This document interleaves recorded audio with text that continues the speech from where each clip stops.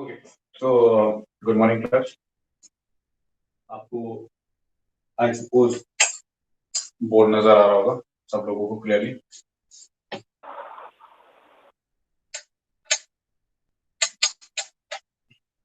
ठीक है, और मैं भी नजर आ रहा हूँ, मेरी आवाज भी आ रही होगी। क्लियर आवाज आवाज क्लियर है? Yes sir. ओके, तो लास्ट टाइम हम पढ़ रहे थे, आपको वहीं से कंटिन्यू करेंगे।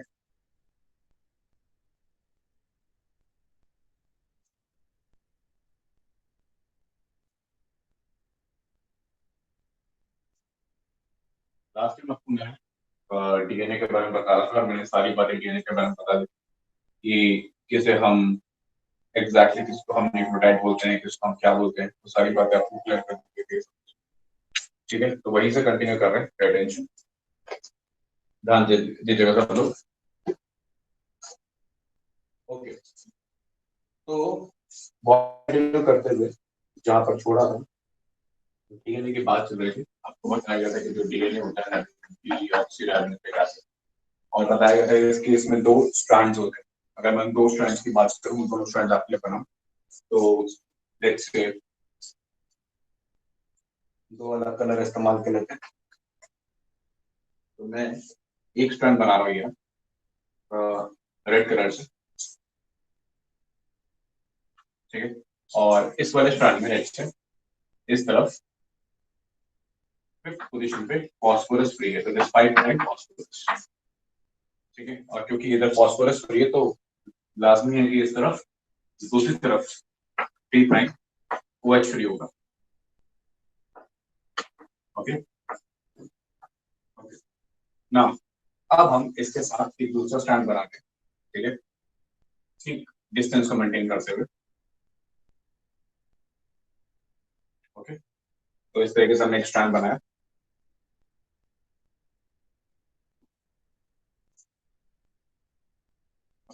तो इस तरफ मैंने एक और स्टैंड बनाया। ठीक है, और डिस्टेंस को एकदम बराबर हमने मेंटेन किया, तरीके जो भी हमने बनाया। एक मिनट, इसको दोबारा से बना रहे हैं एक बार, थोड़ा सा डीएनए स्ट्रक्चर में गड़बड़ हो गई है। एक्चुअली जब भी हमें डीएनए स्ट्रक्चर बनाना, हमें सिर्फ सिंपली हम ऐसे नहीं बनाएंगे, not this, we are not going to draw this kind of thing, wave नहीं बनानी है हमें। हमें अल्फाबेट एस बनाना है, थोड़ा सा खिंचा हुआ एस, थोड़ा सा खिंचा हुआ एस बनाना है, समथिंग लाइक दिस। तो हमें खिंचा हुआ एस बनाना है, और इस खिंचे हुए एस को हम यहाँ से पैरेलली ऐसे ही सेम जितने फोर्स हमें इसको एस बनाने को लगाई, वही फोर्स हम इसको बनाने के लगाएंगे। सेम हमने खिंचा हुआ एस बनाया। ठीक है, इस तरीके से डीएनए स्ट्रैंड आपने बनाया। ठीक है, और इस तरफ हमने क्या देखा, इस तरफ हम देखा कि दिस 5 प्राइम पे हमें फॉस्फोरस फ्री है, और इस पर्पल के लास्ट एंड पे जाएंगे तो 3 प्राइम पे OH फ्री है। यहाँ पे भी 5, और इस तरफ यहाँ पर 3 प्राइम पे OH फ्री है, और इस तरफ यहाँ पे 5 प्राइम पे फॉस्फोरस फ्री है। सॉरी 5 प्राइम, हाँ phosphorus, 5 prime phosphorus, 5 prime 3 prime, 5 prime 3 prime, दोनों स्ट्रैंड ऐसे ही रन कर रहे हैं। 5 प्राइम टू 3 प्राइम, और एक उल्टे में 5 प्राइम टू 3 प्राइम। यहाँ से बोल सकते हैं 5 प्राइम टू 3 प्राइम, तो 3 प्राइम टू 5 प्राइम। हालांकि बोलना वो गलत होगा, करेक्ट हम ये बोलते हैं कि एक 5 प्राइम टू 3 प्राइम की डायरेक्शन में, और दूसरा 5 प्राइम टू 3 प्राइम की दूसरी डायरेक्शन। हमेशा एक पोलैरिटी रहती है 5 प्राइम टू 3 प्राइम रन करने के डीएनए। और दो एक स्ट्रैंड थी, तो दोनों अपोजिट एंटी पैरेलल स्ट्रैंड्स, दोनों एंटी पैरेलल स्ट्रैंड्स आपस में इंटरवीन है। ठीक है, एंटैंगल्ड है। ओके, तो ये स्ट्रक्चर है किसका, डीएनए का। अब जैसे कि मैंने आपको बताया था कि कॉन्सेप्ट ये है कि शुगर और फॉस्फोरस की बैकबोन है, बैकबोन है। अगर मैं तो यहाँ पे अगर मैं पीछे बॉन्ड बना दूं, लेट्स से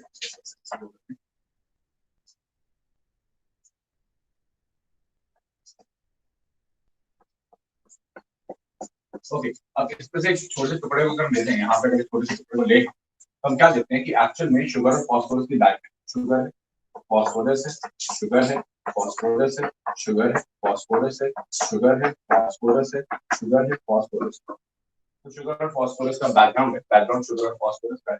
और शुगर में से बाहर निकलने आपके नाइट्रोजनस बेस, जैसे कि एडेनिन, गुआनिन, साइटोसिन, थाइमिन, किसी भी ऑर्डर में हो सकते हैं गुआनिन, है ना। और दूसरी तरफ की शुगर और फॉस्फोरस का क्या है, बैकग्राउंड है। बस फर्क ये है कि इस तरफ आखिरी वाला फॉस्फोरस फ्री है, और इस तरफ आखिरी वाला OH फ्री है। ओके, और जो अगला वाला स्ट्रैंड रहेगा उसमें उल्टा रहेगा, ठीक है, मगर कॉन्सेप्ट वही रहेगा। हमारे पास शुगर रहेगी, फॉस्फोरस रहेगा, शुगर रहेगी, फॉस्फोरस रहेगा। तो ये आप sugar phosphorus sugar phosphorus sugar phosphorus sugar phosphorus, यहाँ sugar phosphorus sugar phosphorus sugar phosphorus sugar phosphorus sugar phosphorus sugar, और शुगर के ऊपर क्या चाहिए, यहाँ पर इस वक्त फॉस्फोरस चाहिए, ये वाला फॉस्फोरस चाहिए, और इधर शुगर के ऊपर इधर OH चाहिए। तो ये फर्क है, ठीक है, यहाँ पे फॉस्फोरस, यहाँ OH, यहाँ फॉस्फोरस, यहाँ पे फॉस्फोरस। ओके, और अगर यहाँ आर्जिनिन है तो पेयरिंग में हमको कैसे करेंगे, आर्जिनिन के पेयरिंग अगर करनी है तो आर्जिनिन के साथ हम जोड़ेंगे थाइमीन, अगली शुगर पे तो यूज कर देते हैं। ओके, और शुगर ग्वानिन के लिए साइटोसिन होगा हमारे पास, और ग्वानिन और साइटोसिन के लिए हमारे पास ग्वानिन होगा, और थाइमीन के लिए आर्जिनिन होगा, और इस ग्वानिन के लिए हमारे पास साइटोसिन, और इसका मैसेज जोड़ देते हैं। ये यहाँ पे हमने 2 डबल बॉन्ड बनाए, यहाँ पे 3 बॉन्ड बनाए, यहाँ पे 2 और अगेन 3 हाइड्रोजन बॉन्ड बनाए, यहाँ पे 2 हाइड्रोजन बॉन्ड बनाए, यहाँ पे हमने 3 हाइड्रोजन बॉन्ड। तो इस तरीके से आपका ये डीएनए है, उसको इस तरीके से रिप्रेजेंट किया हुआ है। तो शुगर और फॉस्फोरस की हमेशा बैकबोन रहेगी, और जो नाइट्रोजनस बेसेस है वो बाहर निकलेंगे, और एडजेसेंट स्ट्रैंड के नाइट्रोजनस बेस के साथ हाइड्रोजन बॉन्ड बनाएंगे, एडेनिन थाइमिन के साथ 2 और हाइड्रोजन बॉन्ड के साथ 3। यहाँ पे आप देख सकते हैं कि हमेशा एक प्यूरिन एक पाइरिमिडीन के अपोजिट आ रहा है, एडेनिन थाइमिन के अपोजिट आ रहा है, ग्वानिन साइटोसिन के अपोजिट आ रहा है, साइटोसिन ग्वानिन के अपोजिट आ रहा है। So there is always a purine opposite of pyrimidine. Pyrimidine कभी नहीं जुड़ते, और प्यूरिन कभी भी नहीं जुड़ते हैं। और यही वजह है कि बीच में जो गैप है, जो डिस्टेंस है इन दोनों का, ये जो डिस्टेंस है ये हमेशा कांस्टेंट रहेगा, और वो रहता है approximately 20 nanometre, sorry 2 nanometre, 20 angstrom, that is approximately 2 nanometre. तो 2 नैनोमीटर डिस्टेंस है, और ये 2 नैनोमीटर डिस्टेंस हमेशा क्या रहेगा, कांस्टेंट रहेगा दोनों स्ट्रैंड्स के बीच में। मतलब दोनों जो स्ट्रैंड्स है वो कभी भी एक दूसरे के ज्यादा पास या ज्यादा दूर नहीं जाएंगे, उनके बीच का डिस्टेंस हमेशा क्या रहेगा, कांस्टेंट रहेगा, चाहे वो फोल्डेड है, चाहे वो क्या है फोल्डेड है, बट वो कभी भी, मतलब आप देखिए कि ये जो स्ट्रैंड आपको ओवरलैप दिख रहा है ना, ये नीचे है या ऊपर है, ये ऐसा है, लेकिन बीच में जो डिस्टेंस है वो हमेशा क्या है, सेम रहेगा। तो डीएनए के बीच दोनों स्ट्रैंड के बीच का डिस्टेंस क्या रहता है, कॉमन रहता है, जिसकी वजह क्या है कि प्यूरिन और पाइरिमिडीन ही आपस में क्या करते हैं, पेयर करते हैं। बेसिक सा कॉन्सेप्ट है, देखिए समझने की कोशिश कीजिए। प्यूरिन 2 चेन से बना है, ठीक है, और पाइरिमिडीन 1 से बना है। तो एक प्यूरिन और एक पाइरिमिडीन मिलाकर आपके पास कितनी कितनी चेन हो गई, आपके पास कितने चेन हो गए, 2 इसके और 1 इसके, टोटल चेन कितने हुए, 3, राइट। तो प्यूरिन और पाइरिमिडीन जब भी आपस में जुड़ते हैं तो टोटल 3 का डिस्टेंस आ गया, 3 चेन आ गए, है ना। तो प्यूरिन की और एक पाइरिमिडीन। अगर आप प्यूरिन को प्यूरिन से जोड़ देते, मान लीजिए प्यूरिन को प्यूरिन से जोड़ते, तो क्या होता है कि 2 रिंग वाला प्यूरिन 2 रिंग वाले प्यूरिन से जुड़ जाता, तो डिस्टेंस ज्यादा हो जाता, यहाँ 4 आ जाता। और अगर पाइरिमिडीन से जुड़ता तो फिर ये डिस्टेंस क्या होता, 2 हो जाता, हाफ हो जाता ऑलमोस्ट।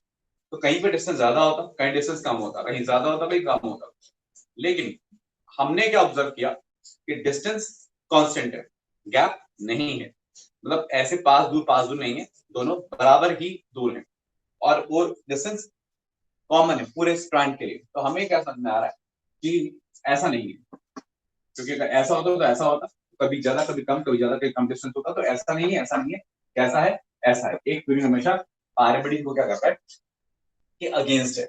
अच्छा, अब क्योंकि एक प्यूरिन पाइरिमिडीन के अगेंस्ट है, क्योंकि एक प्यूरिन हमेशा पाइरिमिडीन के अगेंस्ट आ रहा है, तो हमने क्या देखना है कि जो नंबर ऑफ प्यूरिन्स है, नंबर ऑफ प्यूरिन्स है वो हमेशा इक्वल होंगे नंबर ऑफ पाइरिमिडीन्स के। Number of purines will always be equal to the number of pyrimidines। और ये हमें कैसे पता, क्योंकि प्यूरिन हमेशा pyrimidine को क्या कर रहा है, पेयर कर रहा है। ठीक है, तो नंबर ऑफ प्यूरिन हमेशा नंबर ऑफ pyrimidine के क्या होंगे, इक्वल होंगे। अब इससे हमें ये कॉन्सेप्ट भी क्लियर हो गया, ठीक है, कि नंबर ऑफ प्यूरिन क्या होंगे, number of purine can be said as adenine plus guanine which is equal to of course cytosine plus thymine।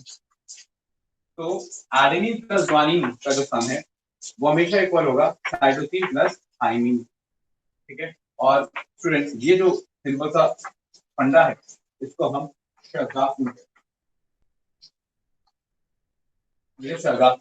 कि एडेनिन और ग्वानिन का जो सम है वो साइटोसिन और थाइमिन के सम के क्या होगा, बराबर होगा।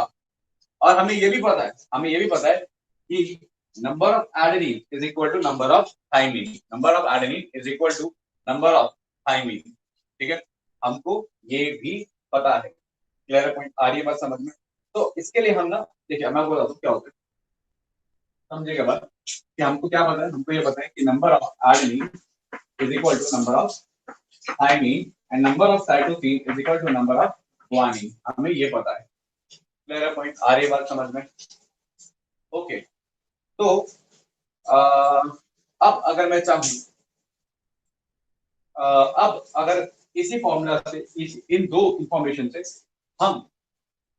हमें अगर कोई एक चीज दी हो, मतलब कोई एक चीज दी हो, अगर मैं नंबर ऑफ थाइमिन दिया हो तो मैं बाकी तीन पता लगा सकता हूँ, नंबर ऑफ एडेनिन दिया हो तो मैं बाकी तीन पता लगा सकता हूँ। फॉर एग्जांपल अगर हमको बोला कि एक न्यूक्लियोटाइड है उसमें 20 एडेनिन है, 20 एडेनिन, और पूछ दिया कि बाकी कितने हैं, मतलब कि ग्वानिन कितना है, साइटोसिन कितना है, थाइमिन कितना है, तो क्योंकि हमको पता है कि एडेनिन 20 है, क्या है, एडेनिन 20 है, और टोटल बता दिया टोटल 100 है, भाई टोटल बताना चाहिए और एडेनिन बताना चाहिए। ठीक है ना, तो एडेनिन 20 है, ठीक है, और अगर एडेनिन 20 है, क्लियर पॉइंट, तो बट ऑब्वियस की बात है कि थाइमिन भी कितना होगा, 20 ही होगा।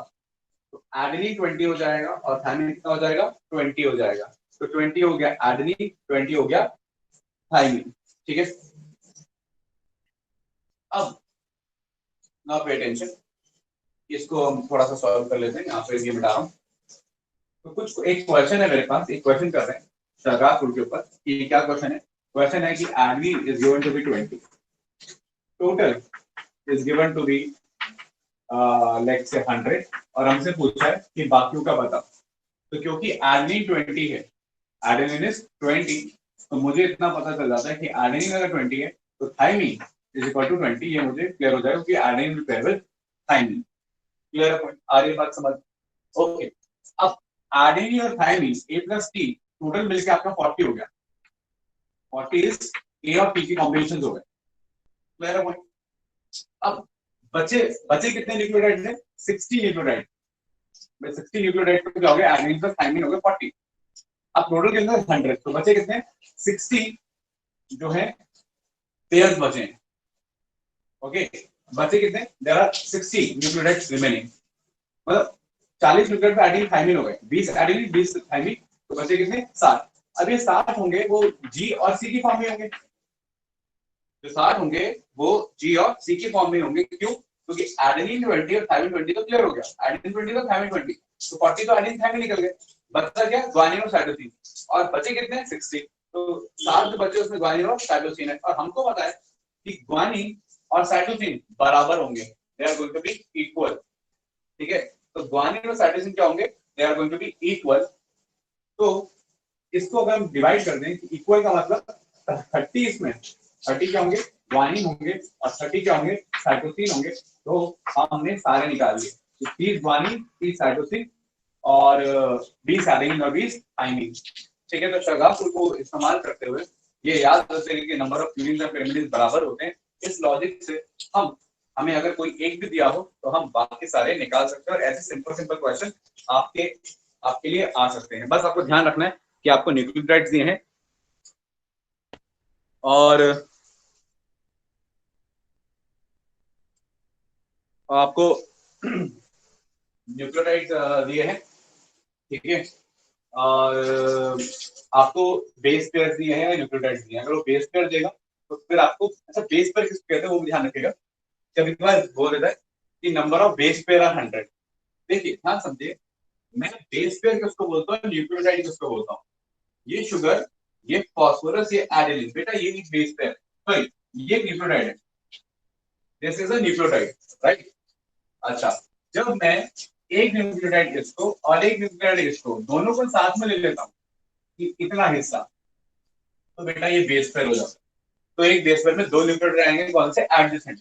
ये और ये बेस पेयर नहीं, ये और ये बेस पेयर है। तो अगर आपको बोलता है कि बेटा 100 बेस पेयर है, तो आप समझ जाना कि 100 बेस पेयर का मतलब 200 न्यूक्लियोटाइड है, जिसमें से 100 न्यूक्लियोटाइड एक स्ट्रैंड के होंगे और 100 न्यूक्लियोटाइड दूसरे स्ट्रैंड के होंगे। तो ऑलवेज रिमेंबर कि उसने आपको न्यूक्लियोटाइड दिया है क्वेश्चन में या बेस पेयर दिया है क्वेश्चन। क्लियर है, आ रही बात समझ? तो just has to be remembered. आइए छोटी छोटी बातें और समझ लेते हैं। एक तो हो गया क्वेश्चन, आपको सदा उल्टा आ सकता है। एक और चीज के बारे में आपको बताना चाहता हूँ, इसी से बात करते हैं। मैं क्या ऑब्जर्व करता हूँ, मैंने दो तीन चीजें ऑब्जर्व करी, फिर समझ कर देंगे।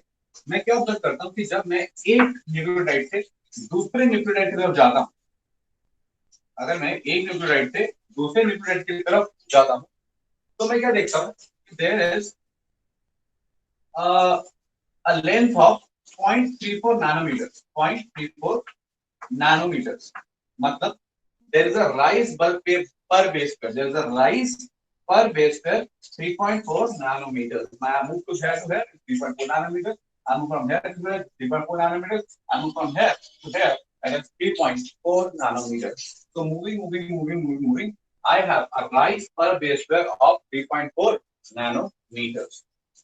दूसरी चीज मैंने क्या ऑब्जर्व करी, दूसरी मैंने ऑब्जर्व करी, इन अ 360 डिग्री टर्न, इन अ 360 डिग्री टर्न, 360 डिग्री टर्न बेटा हम किसको बोलेंगे, याद रखना हम यहां से किसी डीएनए कैसे घूमता है, इमेजिन माय फिंगर, डीएनए ऐसे घूमेगा, ये आया, ये यहां से यू घुमा, ये ऐसे टर्न लिया, एक टर्न लिया, टर्न घूम के वापस आया और वापस आके फिर यहीं आ गया, फिर rotating like this, rotating like this, यहां से आया, स्टार्ट, घूमा, घूम के फिर उसी डिग्री पे आ गया, that is a 360 degree turn.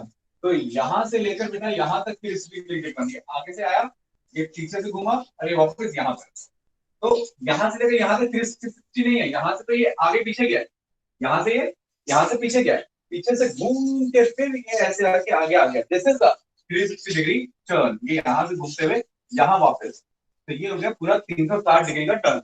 अब जब ये पूरे 360 डिग्री के टर्न की बात करते हैं, तो मैं यहाँ ऑब्जर्व करता हूँ approximately 10.2 base pair,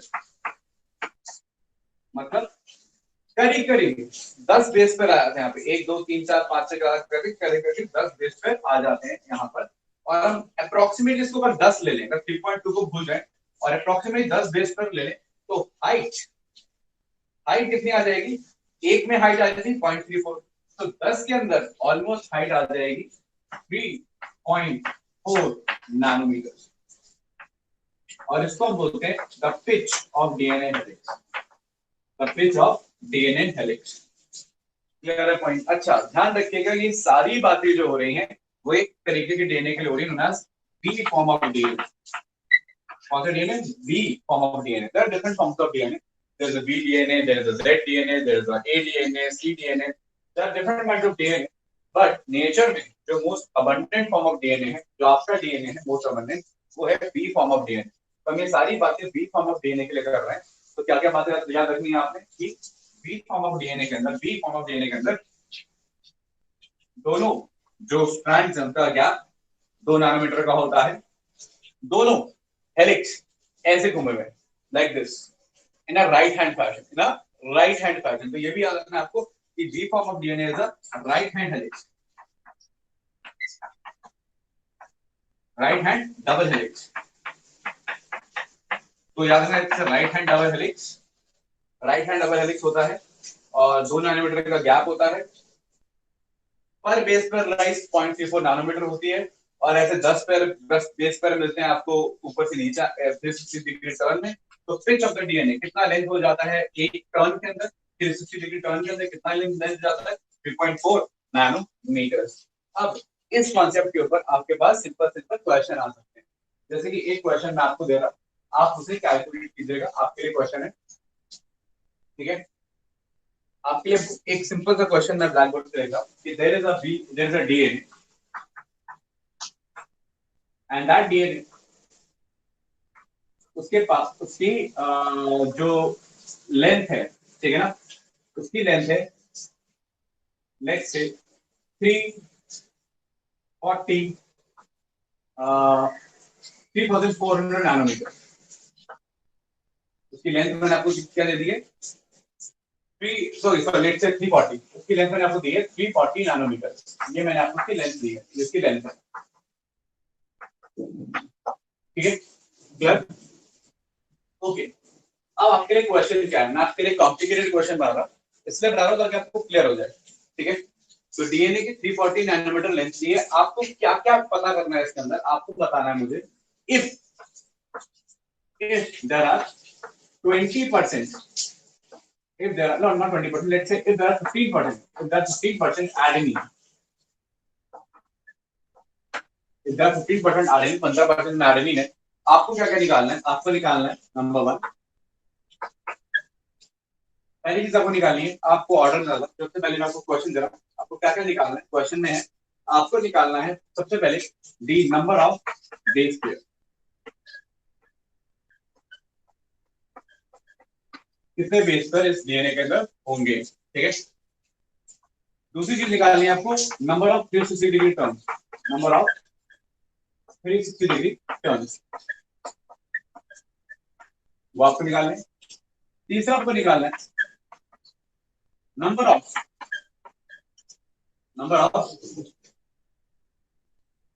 cytokinin, thymine and guanine. तो ये आपके लिए क्वेश्चन, ठीक है। और ये क्वेश्चन आप लोग करेंगे ठीक, आपको 2 मिनट दे रहा हूं मैं, एग्जैक्टली 2 मिनट दे रहा हूं और आपका टाइम स्टार्ट हो गया है अब, ठीक है। तो आपको 2 मिनट बाद आप मुझे इन तीनों क्वेश्चन का आंसर चाहिए।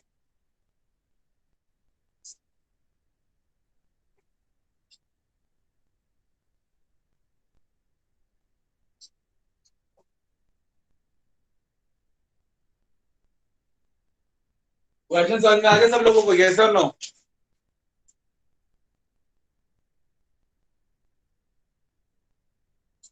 हाँ कि ना, क्वेश्चन समझ में आ गया? Yes, sir. Okay, do it fast.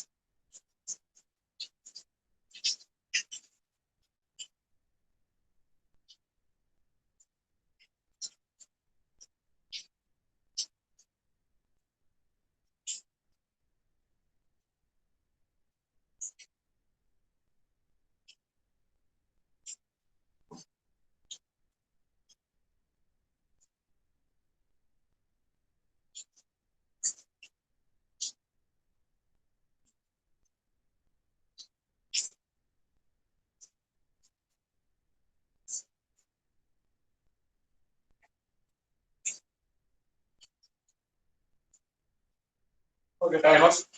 तो आंसर आ गया आप लोगों के?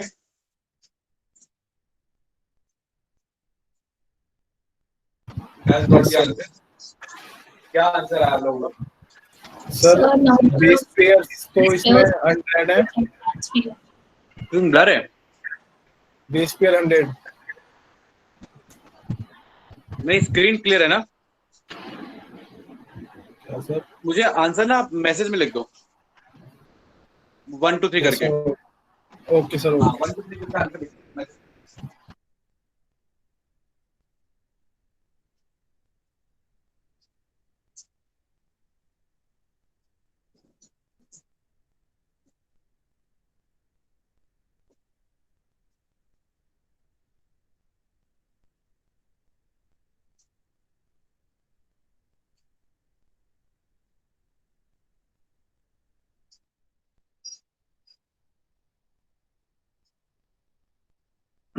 Okay, so base pair are 100 according to Vishal. Base pairs are 1000 according to Kajal. 100 base पे 10 टन 30 50 15 स्वामी का आंसर है। ठीक है, okay, let's get into all this, very simple. अब देखिए कैलकुलेट मैंने भी नहीं किया है, ठीक है ना, तो आप लोगों के आंसर चेक करने का एक ही तरीका कि आइए मैं आप लोगों के सामने ही आपके साथ कैलकुलेट कर लेता।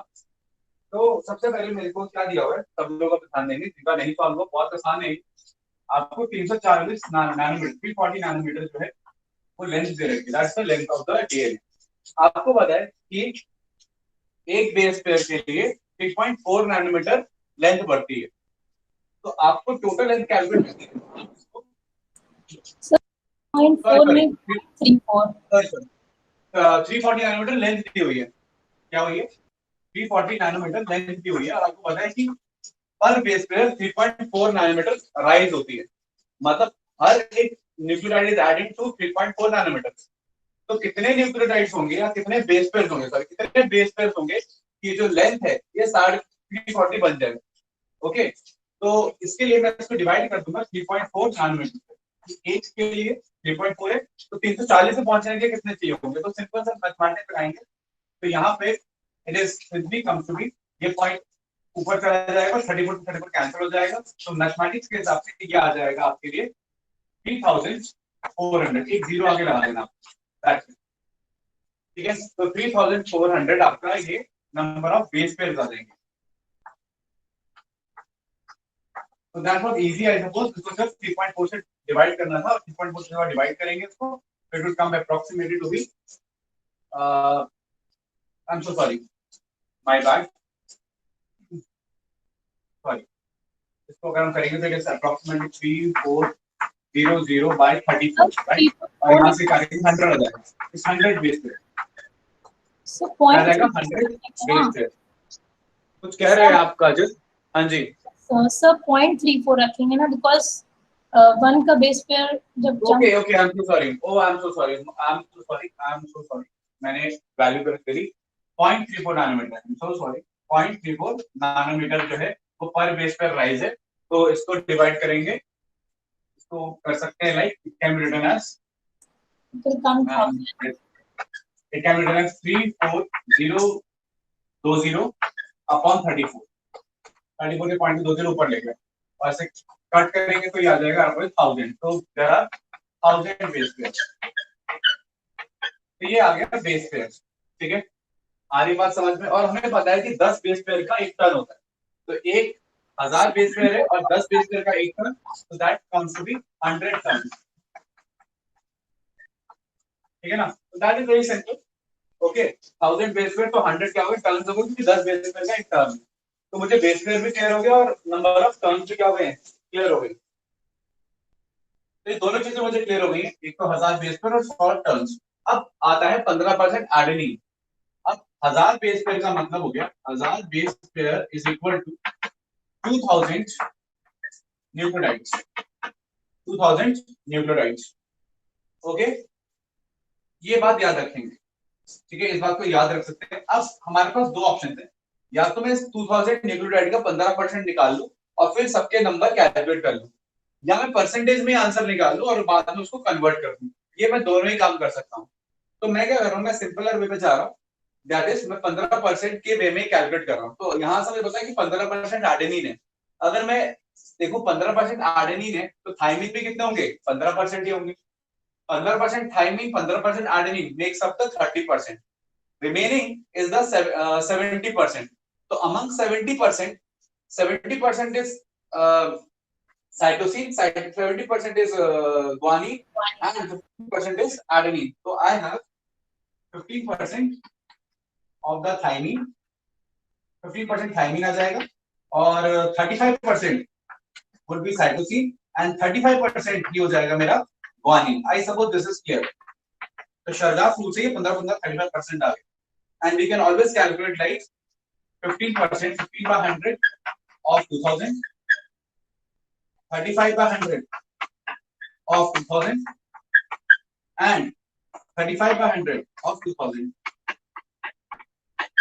That approximately comes to be जो calculate दो जीरो से दो जीरो कैंसिल करी, तो 15 दूना 30, 30 300, तो 300 आ जाएगा थाइमिन, एंड 100 से दो जीरो गई, 30 2 70, 700 आ जाएगा आपका साइटोसिन, और 700 ही guanine, तो 700 guanine, 700 cytosines, 300 thymine and 300 for you adenine. That is the solution. Is that clear to everybody? Any doubts for anybody?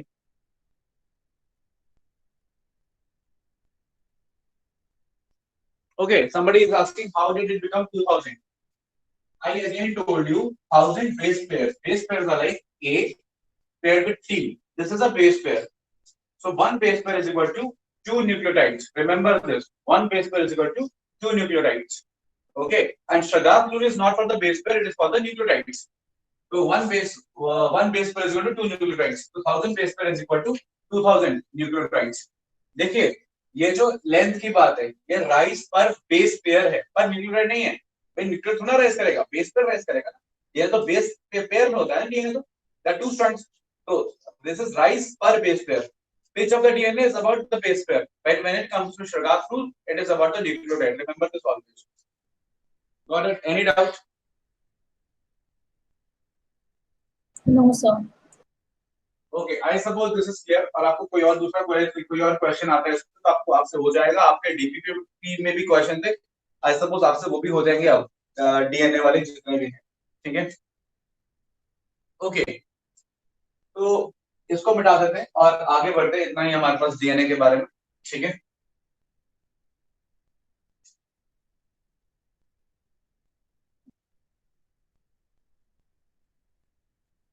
थोड़ी सी एक्स्ट्रा इन्फॉर्मेशन और क्या हमारे पास होनी चाहिए। हमारे पास जो एक्स्ट्रा इन्फॉर्मेशन होनी चाहिए वो इतनी सी है।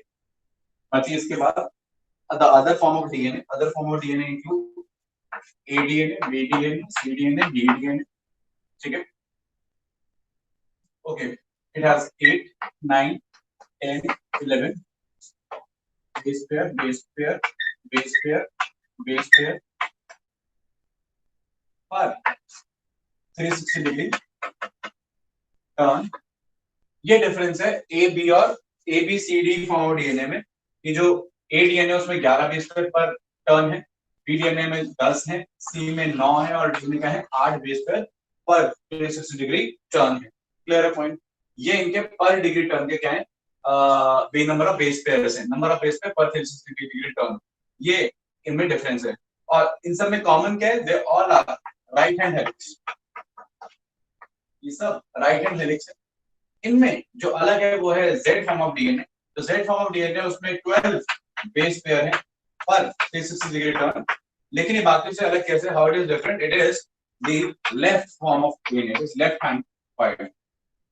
ये लेफ्ट हैंड है, ठीक है। तो लेफ्ट हैंड हेलिक्स है इसमें जेड में। तो जेड इज 12 बेस पेयर पर 360 degree with left hand coiling. But बाकी सारे राइट ही, जिसमें मोस्ट कॉमन जो आपको पढ़ाया जाता है that is B form of DNA.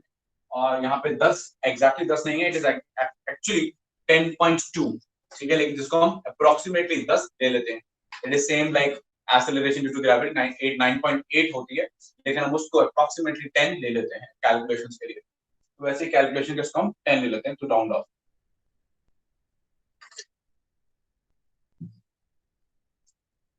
Okay, so that's all about the DNA. RNA की अगर बात करें तो आरएनए आपको पता ही होना चाहिए कि RNA is ribonucleic acid. RNA Chargaff rule follow नहीं करेगा क्योंकि उसमें न्यूक्लियोटाइड्स होते हैं, बेस पेयर नहीं होते। As simple as that. Even double stranded RNA भी शगाफ रूल फॉलो नहीं करता क्योंकि उसके अंदर भी कहीं पे लूज एंड्स होते हैं जहां बेस पेयरिंग नहीं होती, ठीक है। तो आपका जो शगाफ रूल है that is only and only true for double stranded DNA. कोई आपसे बोलता है कि there is a DNA which is like single stranded DNA, ठीक है ना। तो सिंगल स्ट्रैंडेड डीएनए जो होता है वो फॉलो नहीं करता क्या? Chargaff rule. तो Chargaff rule is only followed by double stranded DNA, चाहे लीनियर हो चाहे सर्कुलर हो। तो उससे फर्क नहीं पड़ता कि लीनियर या सर्कुलर है, बट हाँ डबल स्ट्रैंडेड अगर डीएनए है तो yes it will follow the Chargaff rule. Okay, RNA की बात करते हैं। आरएनए आपके पास तीन तरीके के होते हैं। There is mRNA, there is rRNA, tRNA and there is rRNA.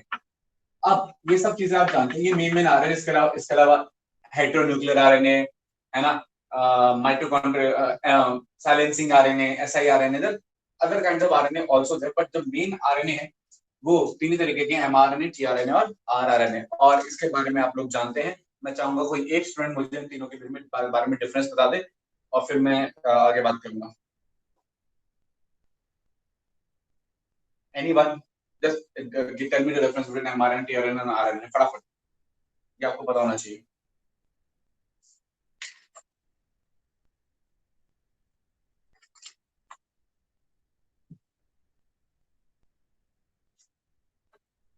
Come on, mRNA, tRNA, RNA का डिफरेंस बता दो भाई। कोई नहीं जानता है क्या? बहुत बेसिक है तो। ऐसा नहीं है कि आपको आरएनए के बीच में डिफरेंस नहीं बताऊंगे। अरे क्या फंक्शन के बीच में बेसिक डिफरेंस पूछा हूँ, जस्ट बेसिक। क्या किसको बोलते हैं एमआरएनए क्या करता है, टीआरएनए क्या करता है, आरएनए क्या करता है? हाँ काजल, क्या डिफरेंस होता है आरएनए के बीच में, इन तीनों आरएनए के बीच में?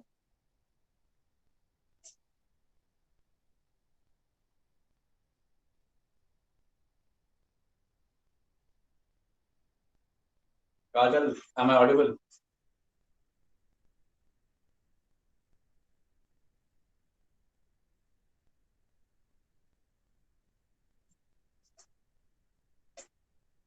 काजल Agarwal, I am talking to you.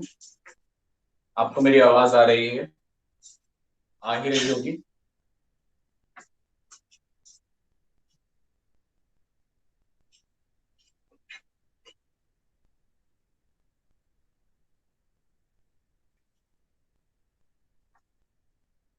Anybody else जो कुछ भी थोड़ा बहुत आइडिया हो इसके बारे में? शिवानी सर जो हाँ शिवम। सर जो एमआरएनए होता है सर वो ट्रांसक्रिप्शन से बनता है, डीएनए की ट्रांसक्रिप्शन से। अच्छा, और RNA, rRNA? Sir rRNA translation में हेल्प करता है। एमआरएनए ट्रांसलेशन में हेल्प नहीं करता? नहीं सर, उसके पास खाली जो डीएनए के बेस पेयर होते हैं उनकी इंफॉर्मेशन होती है जिसकी वजह से प्रोटीन बनते हैं, वो कोड की वजह से। अच्छा, टीआरएनए? सर जो टीआरएनए होता है उसके पास एंटीकोडॉन्स होते हैं जो प्रोटीन चेन बनने में हेल्प करता है। Okay, thank you.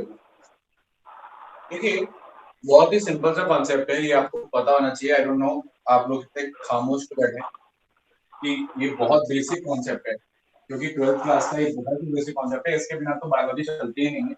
ये आपको बहुत क्लियर होना चाहिए कि mRNA is the messenger RNA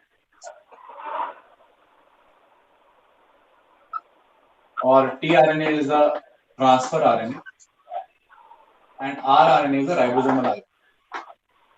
mic बंद कर लीजिए शिवम। ओके, बहुत अब इसमें मुझे मुझे तो पता नहीं, I am not even feeling good while teaching this because this is a very basic thing. मैं चले या फिर भी मुझे तो ये कहीं कहीं ना कहीं looking like consuming extra time, but कोई बात नहीं, I just tell it in a nutshell. बहुत सिंपल सा कॉन्सेप्ट है कि आपका जो डीएनए है, इस डीएनए से आरएनए बनता है, that is pretty much known to you, और इस आरएनए से प्रोटीन बनता है, that is also pretty much known to you. पहले central dogma of biology, DNA to RNA, RNA to protein. अब डीएनए से जो आरएनए बनेगा वो तीन तरीके के आरएनए बनेंगे, तीनों आरएनए आपके पास डीएनए से बनेंगे, ऐसा कुछ नहीं कि एमआरएनए डीएनए से बनेंगे बाकी नहीं बनेंगे, ये सब डीएनए से बनते हैं। ओके, तो एमआरएनए, टीआरएनए, आरआरएनए तीनों डीएनए से बनते हैं, लेकिन तीनों के फंक्शन अलग है। अब वो आरएनए जो प्रोटीन के लिए कोड करता है, जिसके लिए जिससे प्रोटीन बनने हैं, वो आरएनए आपका एमआरएनए है, ठीक है। और इसका नंबर सबसे कम होता है, सबसे कम होता है एमआरएनए, उसके बाद आता है टीआरएनए, और सबसे ज्यादा अमाउंट में होता है आरआरएनए। तो rRNA is the maximum amount. Okay, तो ये आपका हो गया कौन सा RNA, the mRNA, the messenger RNA. ये आपको इसमें कोडोन्स होते हैं, आपको बताएगा कि कौन सा प्रोटीन बनना है, क्या सीक्वेंस उसको होनी चाहिए, ए you ji C ji C A you see जी सी, है ना। ये सब कोडोन्स इसके पास रहते हैं, कोडोन्स इसके पास रहते हैं, ठीक है ना। ओके, अब ऐसा नहीं है कि बाकी ट्रांसफर आरएनए कुछ और होगा, ट्रांसफर आरएनए भी ए यू जी सी ऐसे ही रहता है, राइबोसोमल आरएनए में ये सब ही रहता है, बस इसका स्ट्रक्चर अलग होता है। अब इन तीनों को तीन को रीड किया जाता है और तीन को रीड कर करके अमाइनो एसिड बनाया जाता है। This is coding for amino acid, this is coding for amino acid, this is coding for amino acid. Basic का कांसेप्ट है, अमाइनो एसिड को अमाइनो एसिड से जोड़ा जाएगा, ठीक है। आ रही बात समझ में? और ये सारा काम होता है राइबोसोम्स पे, कहाँ होता है? राइबोसोम्स पे। और जो राइबोसोम्स हैं वो बने किससे हुए हैं? वो बने हुए हैं राइबोसोमल आरएनए और प्रोटीन से। तो राइबोसोमल आरएनए ये पूरा स्ट्रक्चर प्रोवाइड करा रहा है, ये पूरा स्ट्रक्चर प्रोवाइड करा रहा है कि हाँ मैं ये बेस देता हूँ, यहाँ पे तुम अपने डीएनए की आरएनए के सिंथेसिस कर लो। तो इस राइबोसोमल आरएनए के साथ एसोसिएट हो जाता है जाके एमआरएनए। कौन सा आरएनए? एमआरएनए। और फिर एमआरएनए को पढ़ के कि ओके ये अमाइनो एसिड है, ये अमाइनो एसिड है, ये अमाइनो एसिड है, ये अमाइनो एसिड है, ये अमाइनो एसिड जोड़ रहे हैं, लेकिन अमाइनो एसिड लाए कहाँ से? ठीक है ना। तो यहाँ से पढ़ा जाता है कि ये एयूजी है, ये वाला अमाइनो एसिड लेके आना है, और वो अमाइनो एसिड लेके आने वाला कौन होता है? ट्रांसफर आरएनए होता है। तो यहाँ पे ट्रांसफर आरएनए आता है, लेट्स से इसको रफ स्ट्रक्चर बना लेते हैं। यहाँ पे ट्रांसफर आरएनए आता है, ठीक है। ओके, क्या लेके? अमाइनो एसिड लेके। कौन सा अमाइनो एसिड? जो ये वाला कोड बता रहा है, कोड का एयूजी, तो ठीक है, वो वाला एयूजी जिसके लिए कोड कर रहा है वो वाला अमाइनो एसिड आ जाएगा।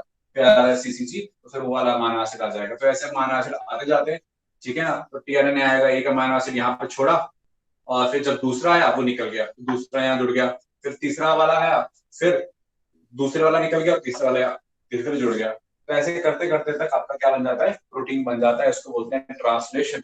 और ये ट्रांसलेशन मैकेनिज्म है, उस क्या प्रोटीन बनाना है उसे कोड करेगा एमआरएनए। कौन और जिसके लिए एमआरएनए कोड कर रहा है उन अमाइनो एसिड को लाने की जिम्मेदारी ट्रांसफर आरएनए की है, और ये सारा काम तामझाम हो सके उसके लिए स्ट्रक्चर प्रोवाइड करने की जिम्मेदारी राइबोसोमल आरएनए की है। So that is the different functions of the different RNAs, and different RNAs are intermediate between the DNA and the protein बनाने के लिए important है, ठीक है। कहीं वायरसेस का जो जेनेटिक मटेरियल है वो भी क्या होता है? आरएनए होता है। आरएनए आपको दोनों फॉर्म में मिल जाएगा, हालांकि जनरली हम बोलते हैं सिंगल स्ट्रैंड, लेकिन दोनों फॉर्म में मिल जाएगा, double strand as well as single strand RNA, दोनों मिलेगा आपको वायरसेस के अंदर। कुछ viruses have a double stranded RNA as a genetic material, some viruses have a single stranded RNA as a genetic material, ठीक है ना। आ रही बात समझ में? Okay, so that is all about the RNA. याद रखना कि ये जनरली सिंगल स्ट्रैंड होता है। जनरली आरएनए की बात करते हैं, बोलते हैं कि it is a single stranded structure, और इसमें शुगर राइबोस होती है। और क्योंकि राइबोस है तो राइबोस और डीऑक्सीराइबोस में क्या फर्क है कि 2 प्राइम पे OH प्रेजेंट होता है राइबोस में, जो डीऑक्सीराइबोस में क्या है? एब्सेंट है। और न्यूक्लियोटाइड्स के अंदर, इसके अंदर नाइट्रोजनस बेसिस के कॉन्टेक्स्ट में थाइमिन कभी नहीं होगा, होगा तो सिर्फ और सिर्फ 1 यूरासिल। तो इतना ही है information about different kinds of RNAs and other things.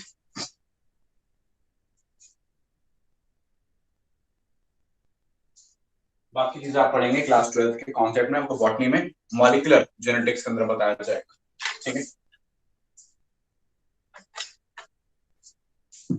Okay, तो आगे बात करते हैं, लेट्स टॉक फर्दर। अब हमारे पास यहाँ पे बायोमोलिक्यूल्स वाला चैप्टर खत्म हो गया है। We are moving to the next chapter, that is cell. और ज़ूलॉजी के अंदर आपके पास प्रोकैरियोटिक सेल नहीं है, क्योंकि प्रोकैरियोटिक सेल आपके मोनोरा में आता है, वो आपको बॉटनी में डिस्कस किया जाएगा। मैं आपको बताऊंगा सिर्फ और सिर्फ something known as eukaryotic cell.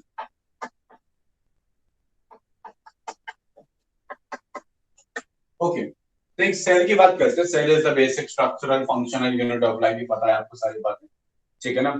Cell के अंदर 2 चीजें होती हैं। अगर मैं सेल की बात करूं, सेल इज इक्वल टू, आप बोल सकते हैं जिसमें एक लिक्विड कॉम्पोनेंट होता है उसको बोलते हैं साइटोसॉल, ठीक है, cytosol.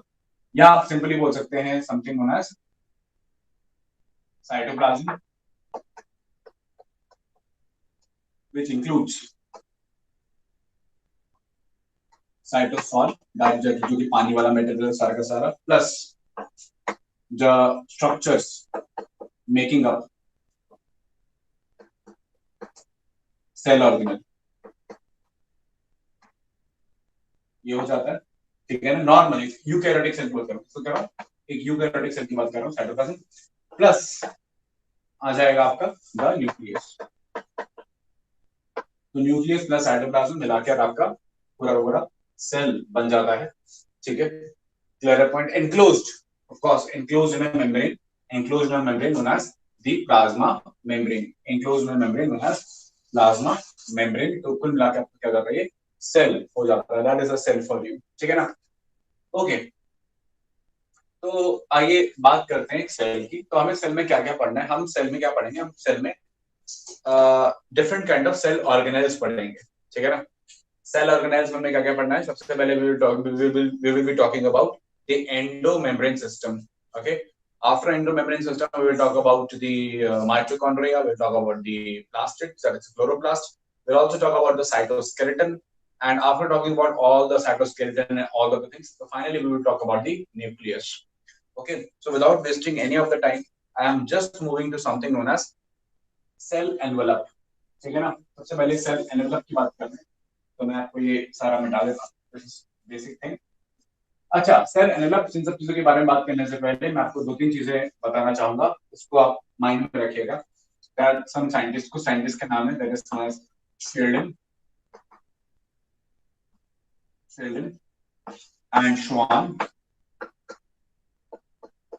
Okay, there's a scientist known as Anton von Leeuwenhoek.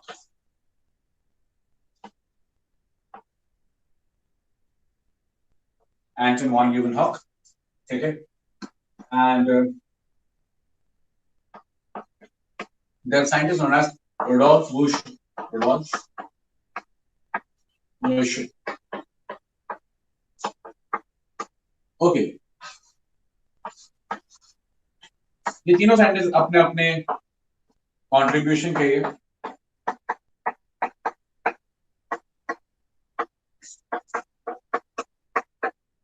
अपने कंट्रीब्यूशंस के लिए जाने जाते हैं। फॉर एग्जांपल, अगर if we talk about Sheldon and Schwann, so Sheldon and Schwann gave something known as cell theory.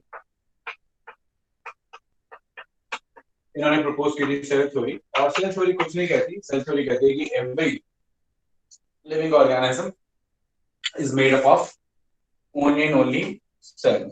हर चीज सेल से बनी हुई है, all the plants, all the animals, all the living organisms are made up of only cell. Cell is the basic structure and function unit of a living organism, that is said by Sheldon and Schwann. One of them was a zoologist and one of them was a botanist. एक zoologist, एक botanist, दोनों ने मिलकर ये बोला कि everything is made of the cell और parts, मतलब सेल या उसके पार्ट से चीजें क्या होंगी, बनेंगी। That's all about the cell theory. तो of course was primitive cell theory। फिर सेल थ्योरी में चीज ऐड कर दी गई कि सेल से ही सेल बनेगा, सेल ऐसे डी नोवो नहीं बन सकता, सेल से ही सेल बनता है, that is omnis cellula e cellula। नया सेल पुराने सेल से बनता है, omnis cellula e cellula। This is a theory given by Rudolf Virchow. Okay, Rudolf Virchow gave this theory, और अब Rudolf Virchow की थ्योरी और Sheldon Schwann की थ्योरी को मिला दिया तो that is modern cell theory. कि अब ओवरऑल आपसे कोई पूछता है कि सेल थ्योरी क्या बोलता है, तो सेल थ्योरी ये बोलता है कि दुनिया में हर चीज सेल या उसके पार्ट से बनी हुई है, और जो नए सेल से ही पुराना सेल, सॉरी पुराने सेल से नया सेल आता है, ठीक है। ये मिला के comes to be the cell theory. Okay, now what is the importance of Anton von Leeuwenhoek? Anton von Leeuwenhoek was the first person to observe a living cell under the microscope. Microscope के अंदर एक living cell को observe करने वाला जो person था first, that was Anton von Leeuwenhoek, ठीक है। So that is the scientist for observing the first living cell, the omnis cellula e cellula theory, and this is the most primitive, the most oldest one.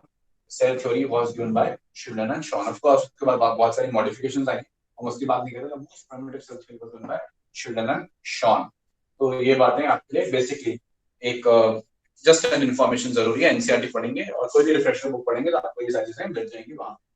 तो इसको छोड़ देते हैं, this is nothing to do with the concepts, this is all information based things, history. Let's move to the concepts. Okay, let's talk about something about the cell envelope. तो cell envelope की बात करें, cell envelope, और envelope आप जानते हैं, envelope वो चीज होती है जो सेल को कवर करके रखती है। तो सेल एनवेलप के अंदर 3 चीजें आती है। पहला आता है सेल वॉल, दूसरा आता है सेल मेम्ब्रेन, और तीसरा आता है ग्लाइकोकैलिक्स।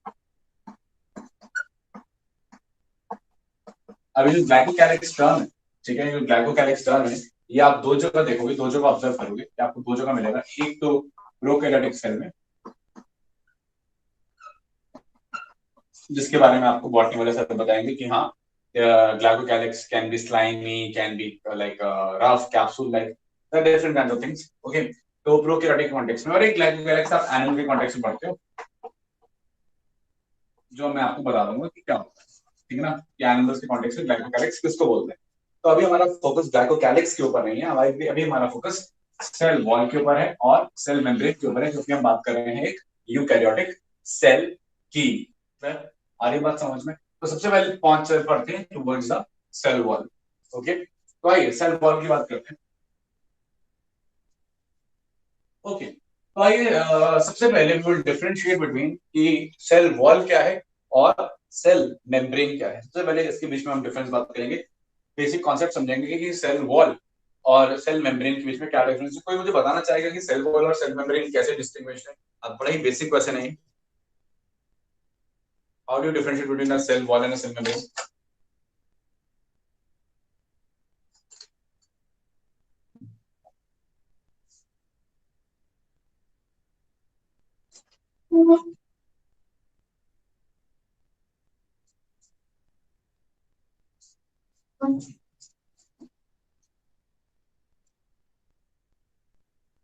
अब मुझे ये मत बोलना कि सर हमें सेल वॉल और सेल वॉल के बीच में डिफरेंस नहीं पता है।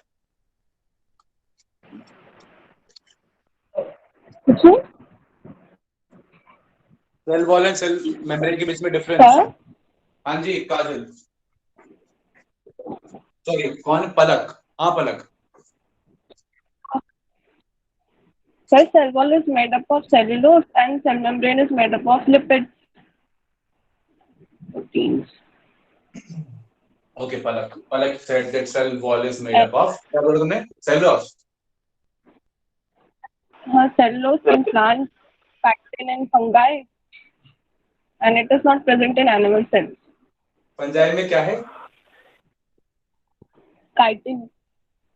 और pectin किसने बोला? Pectin means just chitin. Pectin तो सिर्फ usually pectin नहीं होती. अच्छा, और क्या बोला तुमने? और बैक्टीरिया में?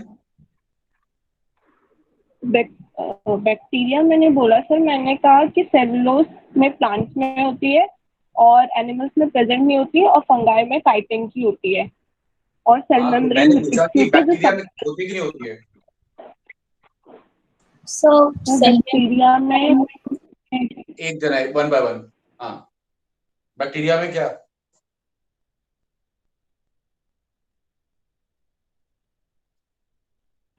सब तुम लोग बैक्टीरिया में तो बॉटनी में, नहीं होती. एक मिनट पलक, बॉटनी मुझे एक आंसर देना जरा पलक, बॉटनी में मोनेरा हो गया क्या? Yes sir. बॉटनी में मोनेरा हो गया ना, तो पता होगा ना कि उसमें बताया गया होगा ना कि सेल वॉल सेल होती नहीं होती है। सेमी परमेबल होता है और सेल वॉल परमेबल. काजल एक मिनट तुमसे बात करें, मैं पहले मैं पलक से बात कर रहा हूँ। Okay sir. हाँ पलक, यस सर. बेटा मोनेरा हो गया ना बॉटनी में? सर उसमें, हाँ तो सर वही तो बोल रही है, पेप्टाइडोग्लाइकिन सेल वॉल. किसकी बोली है आपने? पेप्टाइडोग्लाइकिन की. पेप्टाइडोग्लाइकन की, ओके वेरी गुड। हाँ जी काजल, थैंक यू पलक। हाँ काजल कुछ बता रहे थे आप? सर मैं बोल रही थी सेल मेम्ब्रेन सेमी परमेबल होती है और cell wall permeable in nature होती है. What do you mean by semi permeable? Sir semi permeable मतलब सिलेक्टिवली मतलब जो मॉलिक्यूल्स हैं सिलेक्टिव मॉलिक्यूल्स का वो ट्रांसपोर्ट कर सकते हो. परमेबल वो सब कुछ अलाउ करती है. Cell wall. सेल वॉल, मैं निकल जाऊंगा सेल वॉल से? क्या? मैं मेरे बारे में क्या ख्याल है? मैं सेल वॉल में से निकल जाऊंगा? सर मतलब हम्म, ह्यूमंस की बात नहीं कर रहे हैं. क्या? ह्यूमंस की बात नहीं कर रहे हैं, मॉलिक्यूल्स. कौन से मॉलिक्यूल्स? हाँ ठीक है, देखो यू आर करेक्ट। देखो मुझे मुझे मुझे थोड़ा सी आदत है कि हर चीज को एकदम एग्जैक्टली जानने की। तो कृति है also has an answer, the cell wall is present only in plants and cell membrane is present in every living organism including plants. Okay okay चलिए सर आप सेल और भी कुछ ऐड करना चाहोगे? सर सेल वॉल रिजिड होती है, sir cell wall rigid होती है और जो सेल मेम्ब्रेन होती है वो इलास्टिक होती है। ओके सेल वॉल रिजिड होती है और सेल मेम्ब्रेन फ्लेक्सिबल होती है। Okay this something I can agree on. Like anything else? और कोई कोई भी चीज बात में कहीं सुनी हो, कुछ भी सुना हो, जो भी पता हो ऐड करना चाहेगा तो मुझे जरा बता और दो।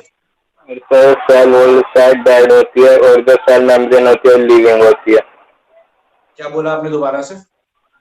सर जो सेल वॉल होती है एक तरीके से डेड होती है और जो सेल मेम्ब्रेन होती है लिविंग में काउंट होती है। ओके ठीक है। और सर सेल मेम्ब्रेन में मेसोसोम्स भी होते हैं अटैच्ड सेल और सेल मेम्ब्रेन में वॉल। होते हैं अटैच, ठीक है। और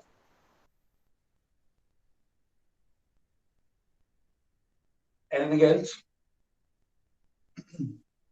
सर बिना हाँ एक और इम्पोर्टेंट था देखिए, कि बिना सेल एक मिनट मेम्ब्रेन, हाँ बोलिए सर बोलिए सेल बोलिए। मेम्ब्रेन सर ने बताया था कि मतलब थ्रू आउट द लिविंग मतलब वर्ड स्ट्रक्चर यूनिट सेम होता है, उसका यूनिट स्ट्रक्चर चेंज सेल नहीं होता। मेम्ब्रेन का हाँ यस सर, और unique cell wall membrane structure होता है।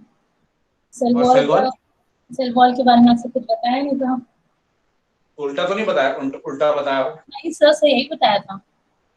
सेल वॉल का ऐसा बताओ, सेल मेम्ब्रेन का ऐसा बताओ। चलिए नो ठीक है, sir no sir. Okay thank you very much.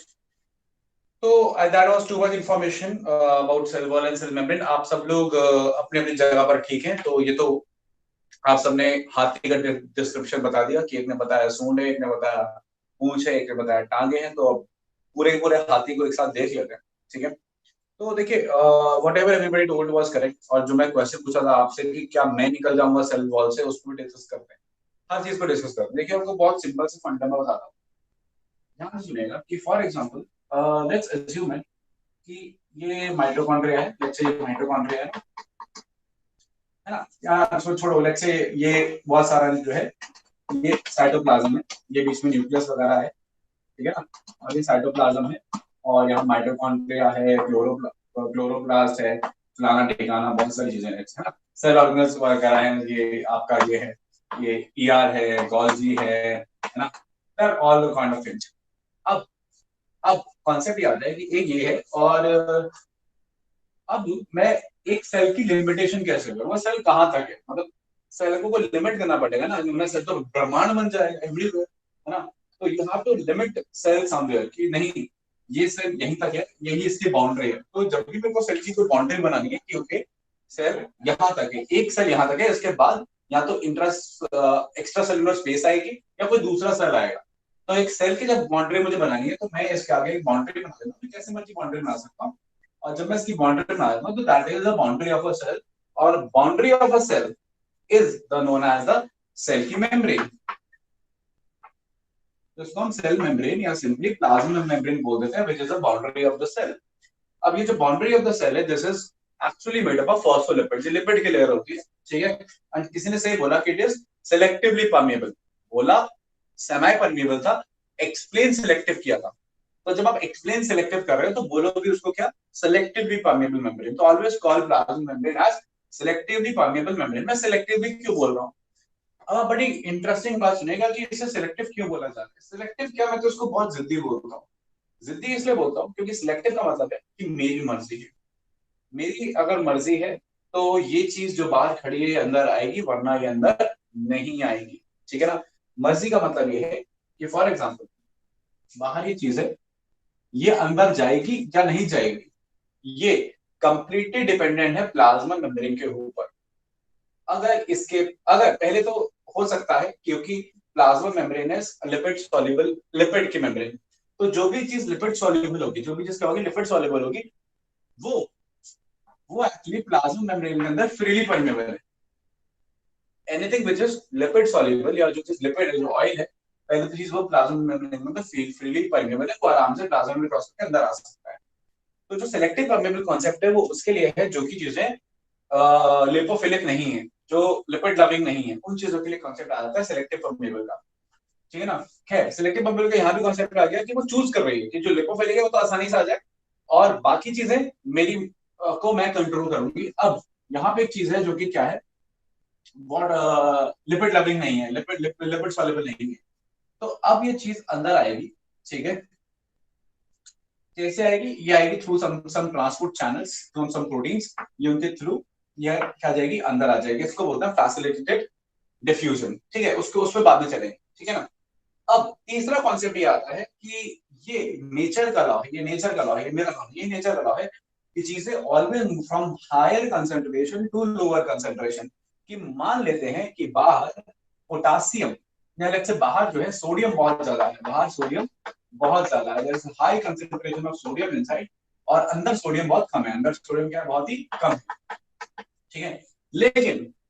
लेकिन सोडियम अंदर बाहर से अंदर नहीं आ सकता क्योंकि sodium is a charge molecule, और चार्ज चीजें जो होती हैं वो पोलर होती हैं, और लिपिड की मेम्ब्रेन पोलर नहीं है, वो कैसी है, नॉन पोलर है। वो लिपिड की बनी है, वो हाइड्रोफोबिक है, और Na+ हाइड्रोफिलिक, तो इजीली पास नहीं हो सकता है। इसलिए यहाँ पे हम इसको चैनल से अंदर ले आते हैं, तो ये चैनल से क्या आता है, अंदर आ जाता है और आगे जाएगा। क्यों? क्योंकि सोडियम बाहर ज्यादा है और अंदर क्या है, कम है, चैनल खुलेगा, सोडियम अंदर आ जाएगा, as simple as that. But what about something known as potassium? Assume करते हैं कि पोटेशियम बाहर कम है और अंदर ऑलरेडी बहुत ज्यादा है। Let's assume कि पोटेशियम बाहर कम है ना, बाहर लेट्स से बाहर पोटेशियम जो है कम है और पोटेशियम अंदर बहुत ज्यादा है। अब पोटेशियम का चैनल खुलता है, तो पोटेशियम नॉर्मली बाहर जाना चाहेगा बिकॉज हाई कंसंट्रेशन यहाँ है और लो कंसंट्रेशन यहाँ है, तो पोटेशियम बाहर से कहाँ जाएगा, सॉरी अंदर से कहाँ चला जाएगा, बाहर चला जाएगा। It is a normal phenomena. लेकिन what if cell wants potassium, कि इतना पोटेशियम मेरे पास है, मुझे और चाहिए ही चाहिए, मैं पोटेशियम के बिना नहीं रह सकता, पोटेशियम इससे मेरे लिए बहुत जरूरी है, ना ही मैं पोटेशियम छोड़ूंगा बल्कि मैं और पोटेशियम लेके आऊंगा।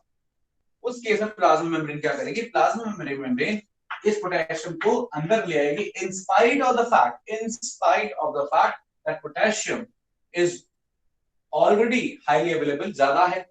ये चीज कंसंट्रेशन ग्रेडियंट के अगेंस्ट है, in spite of the fact that this thing is against the concentration gradient, the plasma membrane will bring the potassium inwards. और ये कैसे लाएगी, देखिए जब भी आप लॉ के खिलाफ कोई भी काम करते हैं तो कहीं भी मर्जी करे, आपको थोड़े से पैसे खिलाने पड़ते हैं, उसको हम घूस बोलते हैं या उसको रिश्वत बोलते हैं, लेकिन बॉडी के अंदर जो रिश्वत चलती है वो चलती है एटीपी। तो आप रिश्वत देंगे और गैर कानूनी काम करेंगे, ठीक है ना। तो रिश्वत क्या है, रिश्वत है एटीपी, आपको हर टाइम देना पड़ेगा जब भी आप गैर कानूनी काम करेंगे। और पोटेशियम को अगेंस्ट कंसंट्रेशन ग्रेडियंट लेके जाना एक गैर कानूनी काम है, इसलिए आपको क्या देना पड़ेगा, एटीपी देना पड़ेगा। तो आपने क्या देखा कि प्लाज्मा मेम्ब्रेन अगर चाहिए था पोटेशियम तो लेकर आई, चाहे कंसंट्रेशन ग्रेडियंट के अगेंस्ट क्यों ना होता, और अगर उसको सोडियम नहीं चाहिए होता तो ये इस वाले चैनल को क्लोज कर देती, ये चैनल क्लोज होता और सोडियम, क्योंकि हमें हालांकि सोडियम कम है फिर भी अंदर नहीं आ पाता क्योंकि ये चैनल क्या होता, क्लोज होता। आ रही बात समझ? तो प्लाज्मा मेम्ब्रेन की मर्जी चलती है कि सोडियम चाहिए तो लेकर आओ, चाहे कंसंट्रेशन ग्रेडियंट के अगेंस्ट जाना पड़े या कंसंट्रेशन ग्रेडियंट के साथ हो। पोटेशियम चाहिए तो लेकर आओ, चाहे कंसंट्रेशन ग्रेडियंट के साथ हो चाहे अगेंस्ट हो। कैल्शियम मान लो नहीं चाहिए तो वो नहीं अंदर आ सकता, चाहे वो कुछ मर्जी कोशिश करके। तो ये जो चॉइस है वो प्लाज्मा मेम्ब्रेन की है कि कौन अंदर आएगा और कौन अंदर नहीं आएगा, और वो कंट्रोल कर रही है bye the help of protein present in the plasma membrane. तो प्लाज्मा मेम्ब्रेन सिर्फ लिपिड की नहीं बनी हुई है, उसके अंदर साथ में प्रोटीन्स भी हैं जो एक्चुअली उसको सेलेक्टिव बना रहे हैं। तो उसके जो सेलेक्टिव नेचर है that is actually because of the proteins, ठीक है ना। लिपिड तो बस इस बात में सिलेक्ट कर रहा है कि जो लिपोफिलिक है वो इजिली आ जाए, और लिपोफिलिक मतलब लिपिड लविंग यानी हाइड्रोफोबिक।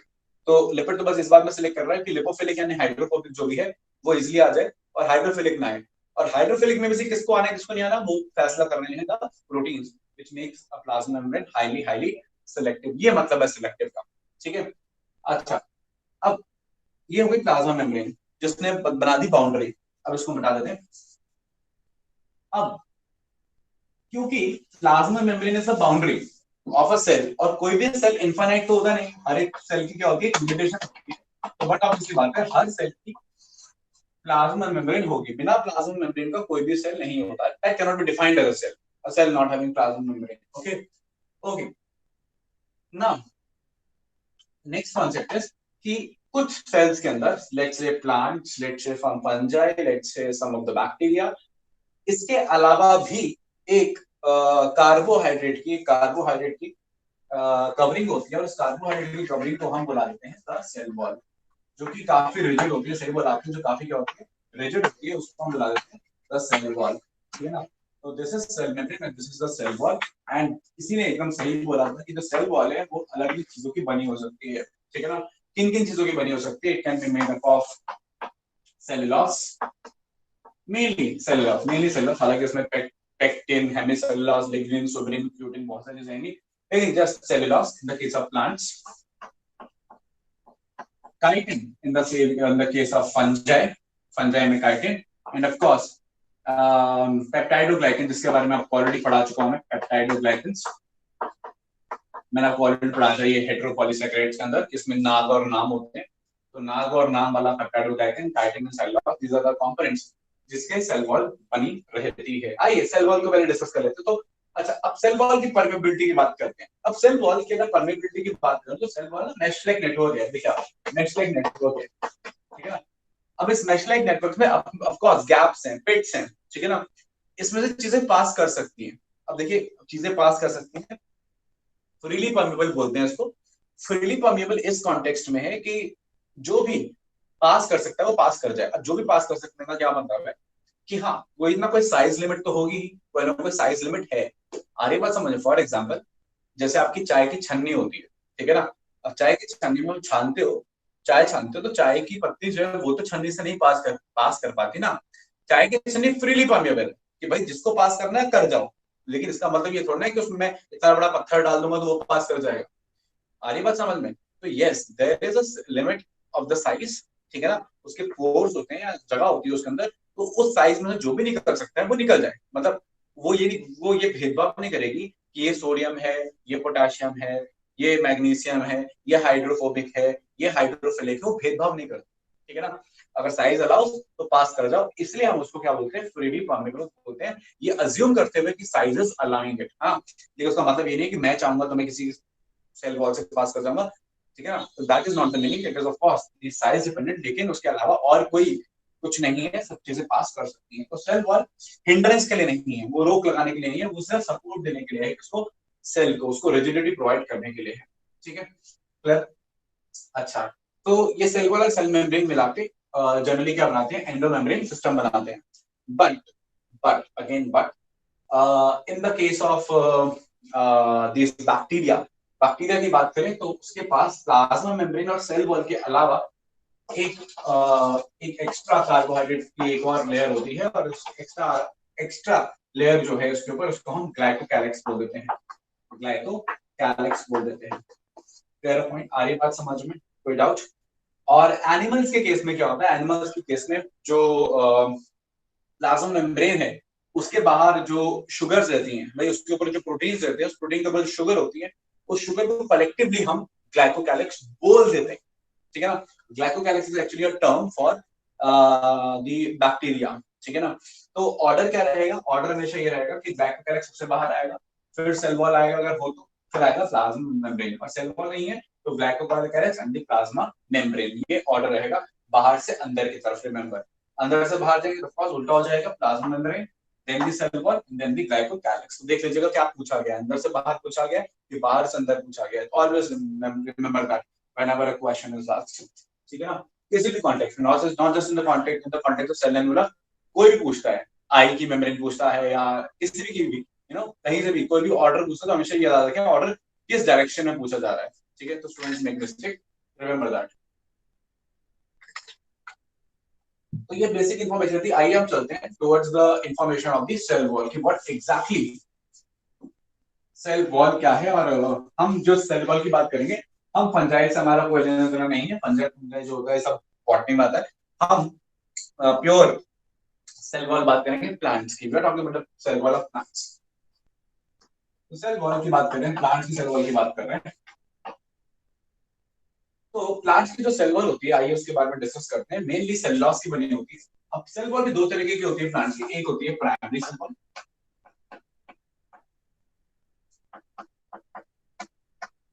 और एक होती है सेकेंडरी सेल वॉल।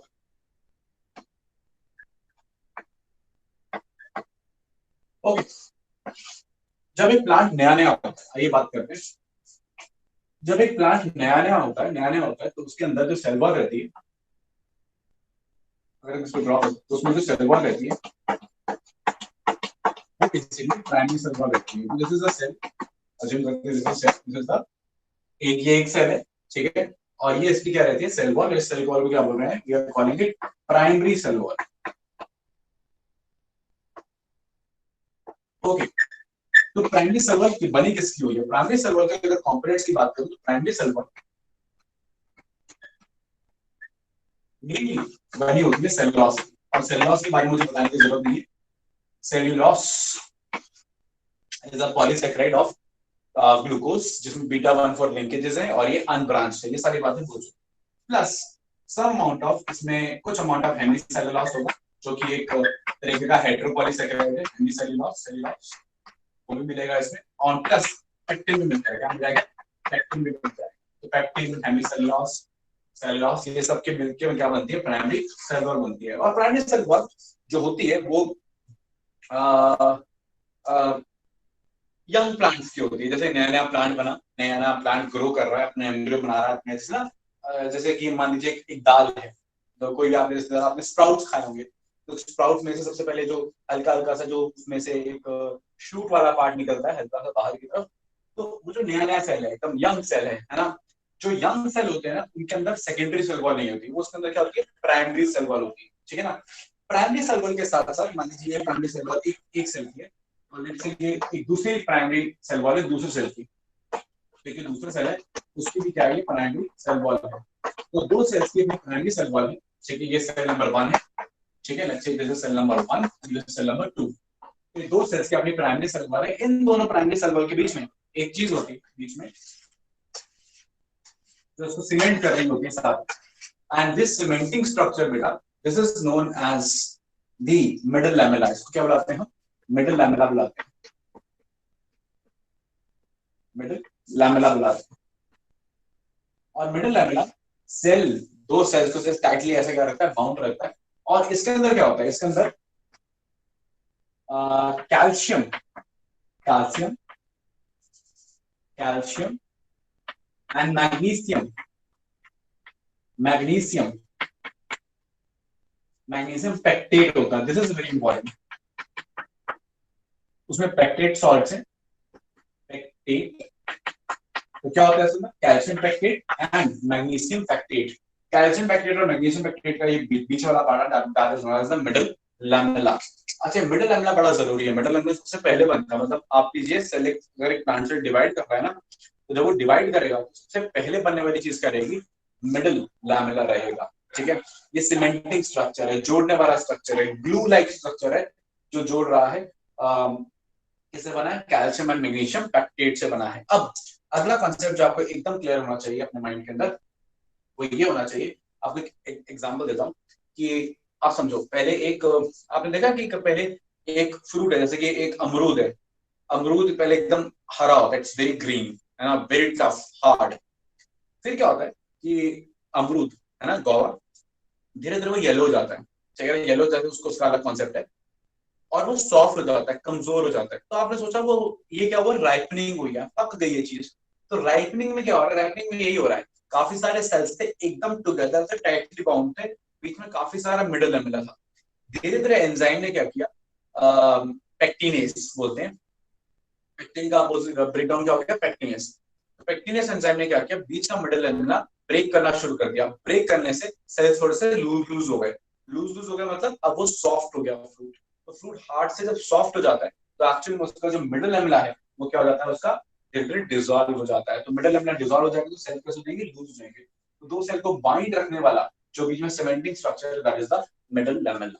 तो आपको I suppose middle lamella clear है। और सबसे पहले बनने वाला क्या होता है, मिडल लैमेला होता है।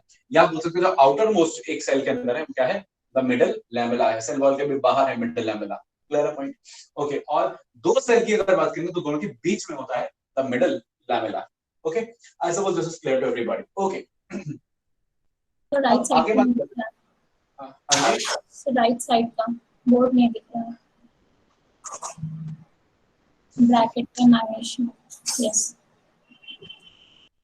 ओके, अब बात करते हैं सेकेंडरी सेल वॉल की। आइए सेकेंडरी सेल वॉल की बात करते हैं। अब जैसे सेल थोड़ा सा ओल्ड होने लगता है, बूढ़ा होने लगता है, पुराना होने लगता है, ठीक है, या मैच्योर होने लगता है सेल, तो सेल के अंदर की तरफ फ्रॉम द इनर साइड, उसके अंदर की तरफ डिपॉजिट होने लगता है कुछ और चीजें। मेनली क्या डिपॉजिट होता है?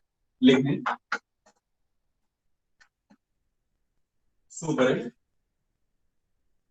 ये इधर में आएंगे, इधर लिग्निन और सुबेरिन और क्यूटिन, लिग्निन, सुबेरिन, क्यूटिन, इनमें से कोई चीज ये नजर आ रहा है? ओके, लिग्निन, क्यूटिन, सुबेरिन, इनमें से कोई चीज, मैं इसे थोड़ा सा और पढ़ा देता हूं। लिग्निन, क्यूटिन, सुबेरिन, इनमें से कोई एक चीज या तीनों थोड़े थोड़े या एक ज्यादा बाकी थोड़े कम, ये सब चीजें क्या लगती है? डिपॉजिट होने लगती है layer by layer, layer by layer deposit होने लगती है टाइम के साथ। साथ में थोड़ा सा हेमीसेलुलोस, पेक्टिन के सॉल्ट्स और दूसरी चीजें भी क्या हो जाएंगी? डिपॉजिट हो जाएंगी, ठीक है ना? ओके, प्लस प्लस क्या? प्लस और क्या चीज होती है? प्लस पेक्टिन सॉल्ट्स, प्लस हेमीसेलुलोस, है ना? तो ये सब चीजें क्या हो सकती है? डिपॉजिट हो सकती है। कहां पर? अंदर की तरफ। तो हो सकता है इसकी एक लेयर बन गई। तो अभी जो एक लेयर बनी है, this is the secondary cell wall, इसको बोल देते हैं S1। क्या बोलते थे बेटा इसको? S1, ठीक है ना? और फिर हो सकता है कि इसकी मल्टीपल लेयर्स बन जाए, S1, S2, S3, S4। Mainly हम S3 तक जाते हैं क्योंकि मोस्ट कॉमनली S3 तक ही होता है। होने को तो S8 तक भी हो सकता है, S8 तक, S12 तक हो सकता है, S12 तक हमने ऑब्जर्व किया है, लेकिन most of the cell S3 तक ही रहता है। तो जितना ओल्ड सेल होता जाएगा वैसे वैसे इसमें सेकेंडरी सेल वॉल क्या होती रहेगी? डिपॉजिट होती जाएगी। Clear point? ऐसा नहीं कि प्राइमरी सेल वॉल नहीं मोटी होती है, प्राइमरी सेल वॉल भी बढ़ती है और प्राइमरी सेल वॉल भी चीजें एक्यूमुलेट करती है, बड़ी होती है, तो टाइम के साथ प्राइमरी सेल वॉल भी ठीक होगी। टाइम के साथ प्राइमरी सेल वॉल भी क्या हो जाएगी? मोटी हो जाएगी और प्राइमरी सेल वॉल के साथ साथ ग्रोथ होने लगेगी किसकी? सेकेंडरी सेल वॉल की। मतलब टाइम के साथ सेल वॉल और ज्यादा मोटी होती जाएगी, यानी एक सेल और ज्यादा रिजिड होता जाएगा। जैसे कि आप देखते हो पेड़ की बार्क, पेड़ का बार्क देखो, जो हम छाल कहते हैं, वो ब्राउन से कलर की होती है, डार्क होती है। क्यों? जैसे क्यों ऐसा होती है? क्योंकि उसके अंदर बहुत सारा जो मटेरियल है वो डेड मटेरियल होता है, क्योंकि सेल वॉल उसकी बहुत ज्यादा क्या होती है? बड़ी होती है, एक्यूमुलेट कर करके वो बड़ी हो चुकी होती है। तो ओल्ड सेल की पहचान ये है कि उसमें सेल वॉल काफी ज्यादा क्या होगी? ठीक होगी, और वो कैसा होगा? काफी रिजिड होगा। अच्छा, प्राइमरी सेल वॉल जिस तरीके से ग्रोथ करती है उसको बोलते हैं इंटरससेप्शन। एक टर्म याद रखिएगा कि इंटरससेप्शन एक मेथड है कि नई चीजों को एक्यूमुलेट कर करके, इकट्ठा कर करके ग्रो करना, ठीक है? और इसको हम बोलते हैं the growth of the primary cell wall is by the help of intussusception. मतलब कि नई चीजें एक्यूमुलेट करके क्या करती है? ग्रो करती है, ठीक है ना? ऑफ कोर्स फिर सेकेंडरी सेल वॉल भी S1, S2, S3 तरीके की ग्रो करती रहेगी। तो कोई आपसे अगर ऑर्डर पूछता है कि बेटा ऑर्डर बताइए कि प्राइमरी और सेकेंडरी सेल वॉल का ऑर्डर क्या होगा, तो आप सिंपली बोल सकते हैं कि अगर हम ऑर्डर की बात करें प्राइमरी और सेकेंडरी सेल वॉल की, तो ऑर्डर ऐसा है कि पहले आएगी सेकेंडरी सेल वॉल, फिर आएगी प्राइमरी, फिर आएगा दी मिडल लैमेला। तो ऑर्डर हमेशा ये होगा। अगर S3 की बात करें तो पहले S3, फिर S2, फिर S1, यानी सेकेंडरी सेल वॉल खत्म, फिर प्राइमरी सेल वॉल और फिर the middle lamella. Clear point? आ रही बात समझ में? ओके, तो ये सारी बातें हो गई किसकी? सेल वॉल की। आई सपोज आपको क्लियर है। तो सेल वॉल लिग्निन हो सकती है तो उसे बोलते हैं लिग्निफाइड, क्यूटिन की हो सकती है, बोलते हैं क्यूटिनाइज्ड। मोस्टली एपिडर्मल जो सेल्स है, ठीक है ना, उसमें आपको क्यूटिन मिल जाएगा, ठीक है ना? कुछ आपकी लिग्निफाइड हो जाएंगे और आपको ये क्या कहते हैं कॉर्टेक्स वगैरह में आपको सुबराइज्ड भी मिल जाएंगे, ठीक है ना? या आपको हाइपोडर्मिस के अंदर सुबराइज्ड सेल वॉल मिल जाएंगे in I suppose in the dicot और monocot. I don't remember exactly, आपको सर बताएंगे, ठीक है? तो ये सब आपके बॉटनी का पार्ट है। कहीं जगह लिग्निफाइड होते हैं, कहीं जगह क्यूटिनाइज्ड, तो कहीं जगह सुबराइज्ड। सर एक बार इंटरसेप्शन फिर से बता दीजिए। क्या काजल? सर ये इंटरसेप्शन इंटरसेप्शन क्या है ना कि नए मटेरियल को इकट्ठा, मतलब कि मटेरियल सेक्रीट नहीं कर रहे, ठीक है ना, नए मटेरियल को इकट्ठा कर करके ग्रो कर रहे हैं, है ना, तो उसको बोलते हैं इंटरसेप्शन, नए मटेरियल को इकट्ठा कर करके ग्रो करना, दैट्स इंटरसेप्शन। Okay sir. ठीक है, ओके ओके। अब एक आखिरी चीज मुझे जो मुझे आपको पढ़ानी है, वो पढ़ानी है मुझे समथिंग एज डेस्मोटिब्यूल्स या प्लाज्मोडेस्माटा। ये प्लाज्मोडेस्माटा या डेस्मोटिब्यूल की बात कर रहे हैं, वो इसी से रिलेटेड है, ठीक है। ओके, उसको समझाने से पहले मैं एक आध चीज और बताना चाहूंगा, समथिंग एज पिट्स, समथिंग एज पिट्स। अब पिट्स क्या होता है? पिट्स बहुत सिंपल सा कॉन्सेप्ट है, ध्यान से समझिएगा कि मान लीजिए ये सेकेंडरी सेल वॉल है, ओके, और ये ऑरेंज वाली प्राइमरी सेल वॉल है, ये प्राइमरी है ऑरेंज वाली, और ये वाली क्या है? सेकेंडरी है, ओके। अब क्या होता है कि कुछ कुछ जगह पर some at some locations secondary cell wall पतली होती है। सेकेंडरी सेल वॉल क्या होती है? पतली होती है। फॉर एग्जांपल ये ऐसे पतली,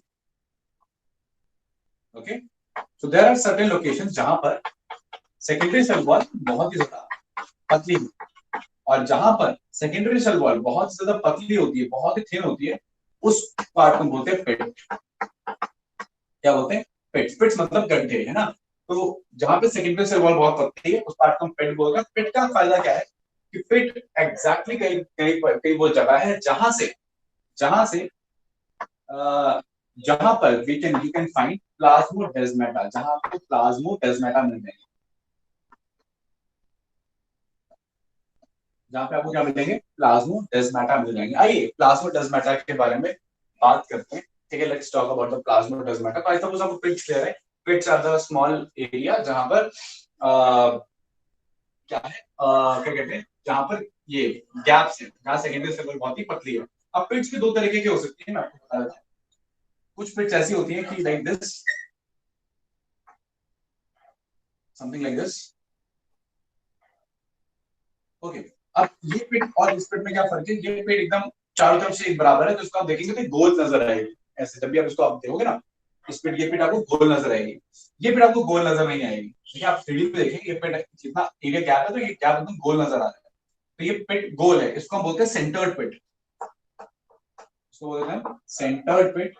और पिट ऐसी हो सकती है कि बीच में से डायमीटर कम, अंदर डायमीटर क्या ज्यादा, तो ऐसे पिट को हम बोलते हैं दी बॉर्डर्ड पिट। ये कौन सी रहती है? बॉर्डर्ड पिट। तो पिट कैन बी सेंट्रल और बॉर्डर, उसमें कोई खास डिफरेंस, खास इंपॉर्टेंस नहीं है। बस ध्यान रखें कि पिट्स होती हैं तो सेल वॉल के अंदर, जहां पे सेकेंडरी सेल वॉल क्या रहती है? थिन रहती है। प्राइमरी का रोल नहीं है, secondary cell wall is very very thin, okay. आखिरी कॉन्सेप्ट जो मुझे आपको सेल वॉल के बारे में बताना है, दैट इज दी प्लाज्मोडेस्माटा। अब आप इमेजिन कीजिए, लेट्स इमेजिन, इसको थोड़ा सा इस तरीके से देखते हैं कि लेट्स अज्यूम कि ये एक सेल है, इसको ड्रॉ करते हैं। ओके, हम 4 सेल के कॉन्सेप्ट पे बात करते हैं। लेट्स से ये एक सेल है, ये एक दूसरा सेल है, ओके। ये इनकी प्राइमरी सेल वॉल है, और ये इनकी secondary cell wall, this is the secondary cell wall, okay. और ठीक है, और कहीं पे आप ऐसे देखेगा, समवेयर समथिंग लाइक दिस, बीच में let's assume there is something known as plasma membrane. इसे 3D में इमेजिन कीजिएगा,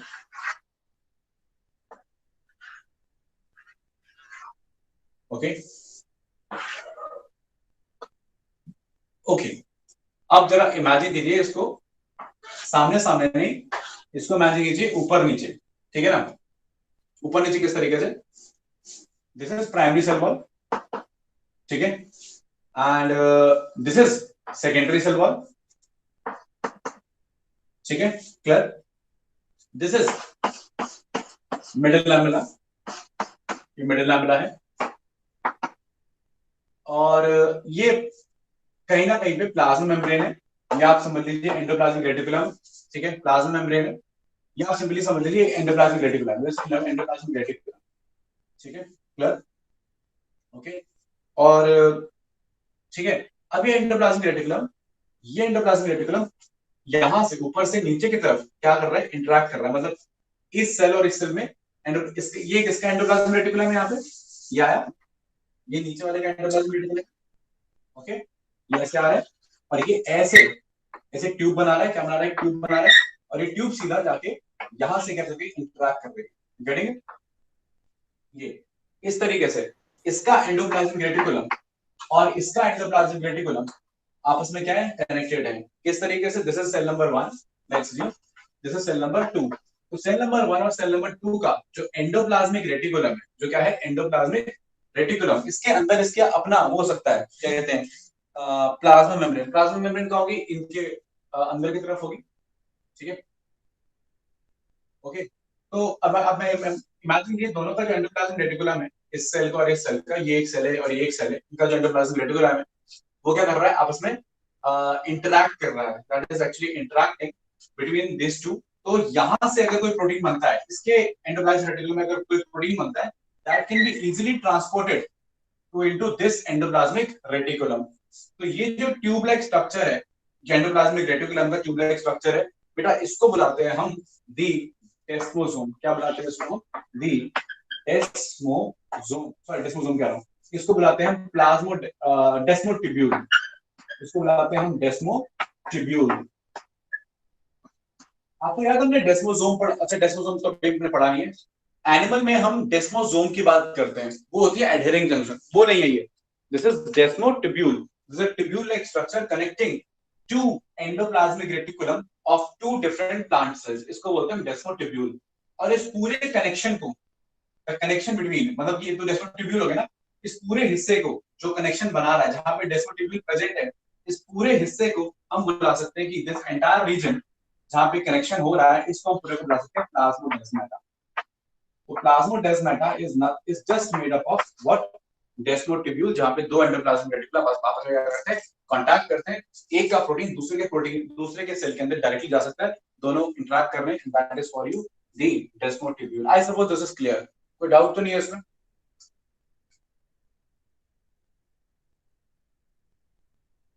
सो इसमें लैमेले कहाँ होगा, मिडिल लैमेले? हाँ मिडिल लैमेला ना, हाँ बेटा this is the middle lamella, ये रहा मिडिल लैमेला, ये this is middle lamella, this is middle lamella ना, this is middle lamella, this is middle lamella, ऐसे से है। ओके।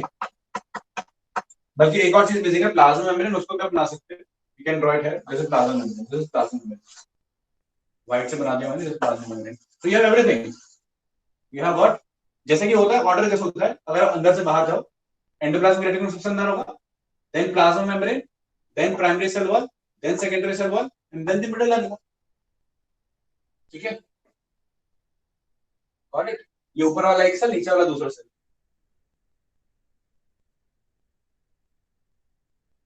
आ रही बात समझ में, क्लियर है पॉइंट, कोई डाउट?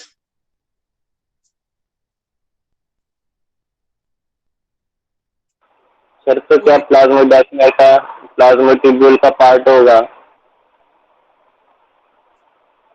क्या बोला आपने, प्लाज्मोडेस्माटा? सर जो मतलब प्लाज्मोडेस्माटा ये डेस्मोटिब्यूल का छोटा सा पार्ट होगा ये? नहीं, उल्टा, बल्कि उल्टा, plasmodesmata is the connection between two cells by generally the help of desmotibule. अब सुनो भाई, मैं एक बात ध्यान से सुनना, कभी कभार पे अटेंशन, कभी कभार ये एंडोप्लाज्मिक रेटिकुलम का कॉन्सेप्ट नहीं होता, मान लो एंडोप्लाज्मिक रेटिकुलम कोई कनेक्शन नहीं बना रहा, ठीक है ना, तो ये बीच में तो कनेक्शन है, तब भी ये प्लाज्मोडेस्माटा ही रहता है। मान लीजिए यहाँ पर एंडोप्लाज्मिक रेटिकुलम कनेक्शन नहीं बना रहा, सिर्फ खाली पड़ा है, ठीक है ना, तो भी ये कनेक्शन है, तो भी यहाँ से चीजें इधर से उधर जा सकती हैं, तो भी ये कनेक्शन है, लेकिन तब ये डेस्मोटिब्यूल नहीं है, तब ये सिर्फ क्या है, प्लाज्मोडेस्माटा है। Plasmodesmata is just connection between the two cells. लेकिन मैक्सिमम केसेस में हम क्या ऑब्जर्व करते हैं कि प्लाज्मोडेस्माटा खाली नहीं होता, प्लाज्मोडेस्माटा में actually connection is by the endoplasmic reticulum, ठीक है ना। तो 99% times plasmodesmata is with endoplasmic reticulum. अगर एंडोप्लाज्मिक रेटिकुलम नहीं भी होता तो भी हम उसको ऐसा नहीं है कि प्लाज्मोडेस्माटा नहीं बोलेंगे, तब भी उसको प्लाज्मोडेस्माटा ही बोलेंगे। Clear point? तो plasmodesmata and desmotubule are interchangeably terms, ठीक है ना। तो हम स्पेसिफिकली जब हम बोलते हैं इस ट्यूब को, इसको एंडोप्लाज्मिक रेटिकुलम की ट्यूब को उसे हम डेस्मोटिब्यूल बोल देते हैं, और जब हम कनेक्शन की बात करते हैं तो हम प्लाज्मोडेस्माटा बोल देते हैं। ये डिफरेंस है, हालांकि वो दोनों एक ही चीज है। Got it? Yes sir. हाँ जी, कोई और डाउट किसी को?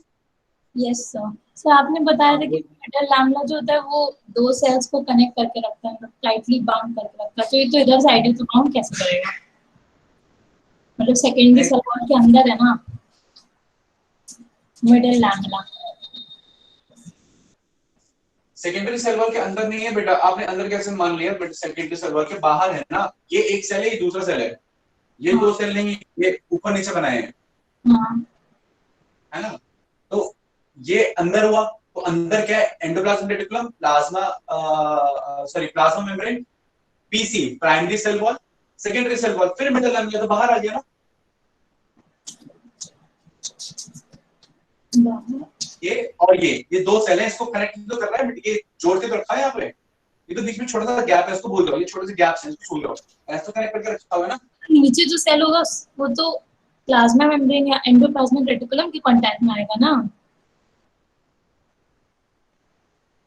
वो तो कनेक्शन है बेटा, वो कनेक्शन है। तू ये ऐसे समझ कि तूने दो चीजों को जोड़ दिया, मतलब कि दो चीजों को तूने दो चीजें रखी, दो मोटे मोटे गत्ते रखे, दोनों में तूने बीच में वो लगा दिया, फेविकॉल लगा दिया, दोनों को जोड़ दिया, ठीक है ना। या दो ईंटों को तूने सीमेंट से जोड़ दिया, ठीक है ना। अब सीमेंट के बीच में तूने एक हल्का सा एक रास्ता बना दिया दो ईंटों में कांटेक्ट करने के लिए, तो उससे कांटेक्ट में थोड़ा फर्क पड़ेगा, वही वो तो एक नया रास्ता बन जाएगा दो ईंटों के बीच में से आने जाने के लिए। एक ईंट दो ईंट बीच में सीमेंट है, तो एक सीमेंट के थ्रू जाने के लिए एक पतला सा पाइप घुसा दी, तो उससे दीवार थोड़ा टूट जाएगी। Got it? तो देखो, जो आपके दीवार के ब्रिक्स हैं वो आपके सेल्स हैं, और बीच में जो आपने सीमेंट लगाया है वो आपका ये है मिडल लैमेला है। और कभी कभी हमें ऐसे जरूरत पड़ सकती है कि हमें ईंटों के बीच में से पाइप लेके जानी पड़े। जो पाइप हम दो ईंटों के बीच में से लेके जा रहे हैं, ठीक है, जो कनेक्शन बना रही है दो ईंटों के बीच में, लेट्स से उसको बोल देते हैं दी दिस ये प्लाज्मोडेस्माटा। ऐसा हो सकता है कि दो ईंटों वाली दीवार है, दो ईंटों वाली दीवार है, हमें आर पार हमने उसके पाइप घुसा दी, तो क्या है? That is plasmodesmata. Got it? Yes sir. Anybody any other doubt? चलिए फिर अपनी डीपीपी कर लीजिएगा जो आपको अपलोड हुई है, कुछ डाउट्स हो तो पूछ लीजिएगा, फिर move with the next topic, cell membrane और endomembrane system in the next class. That's all for today's class, in the next class.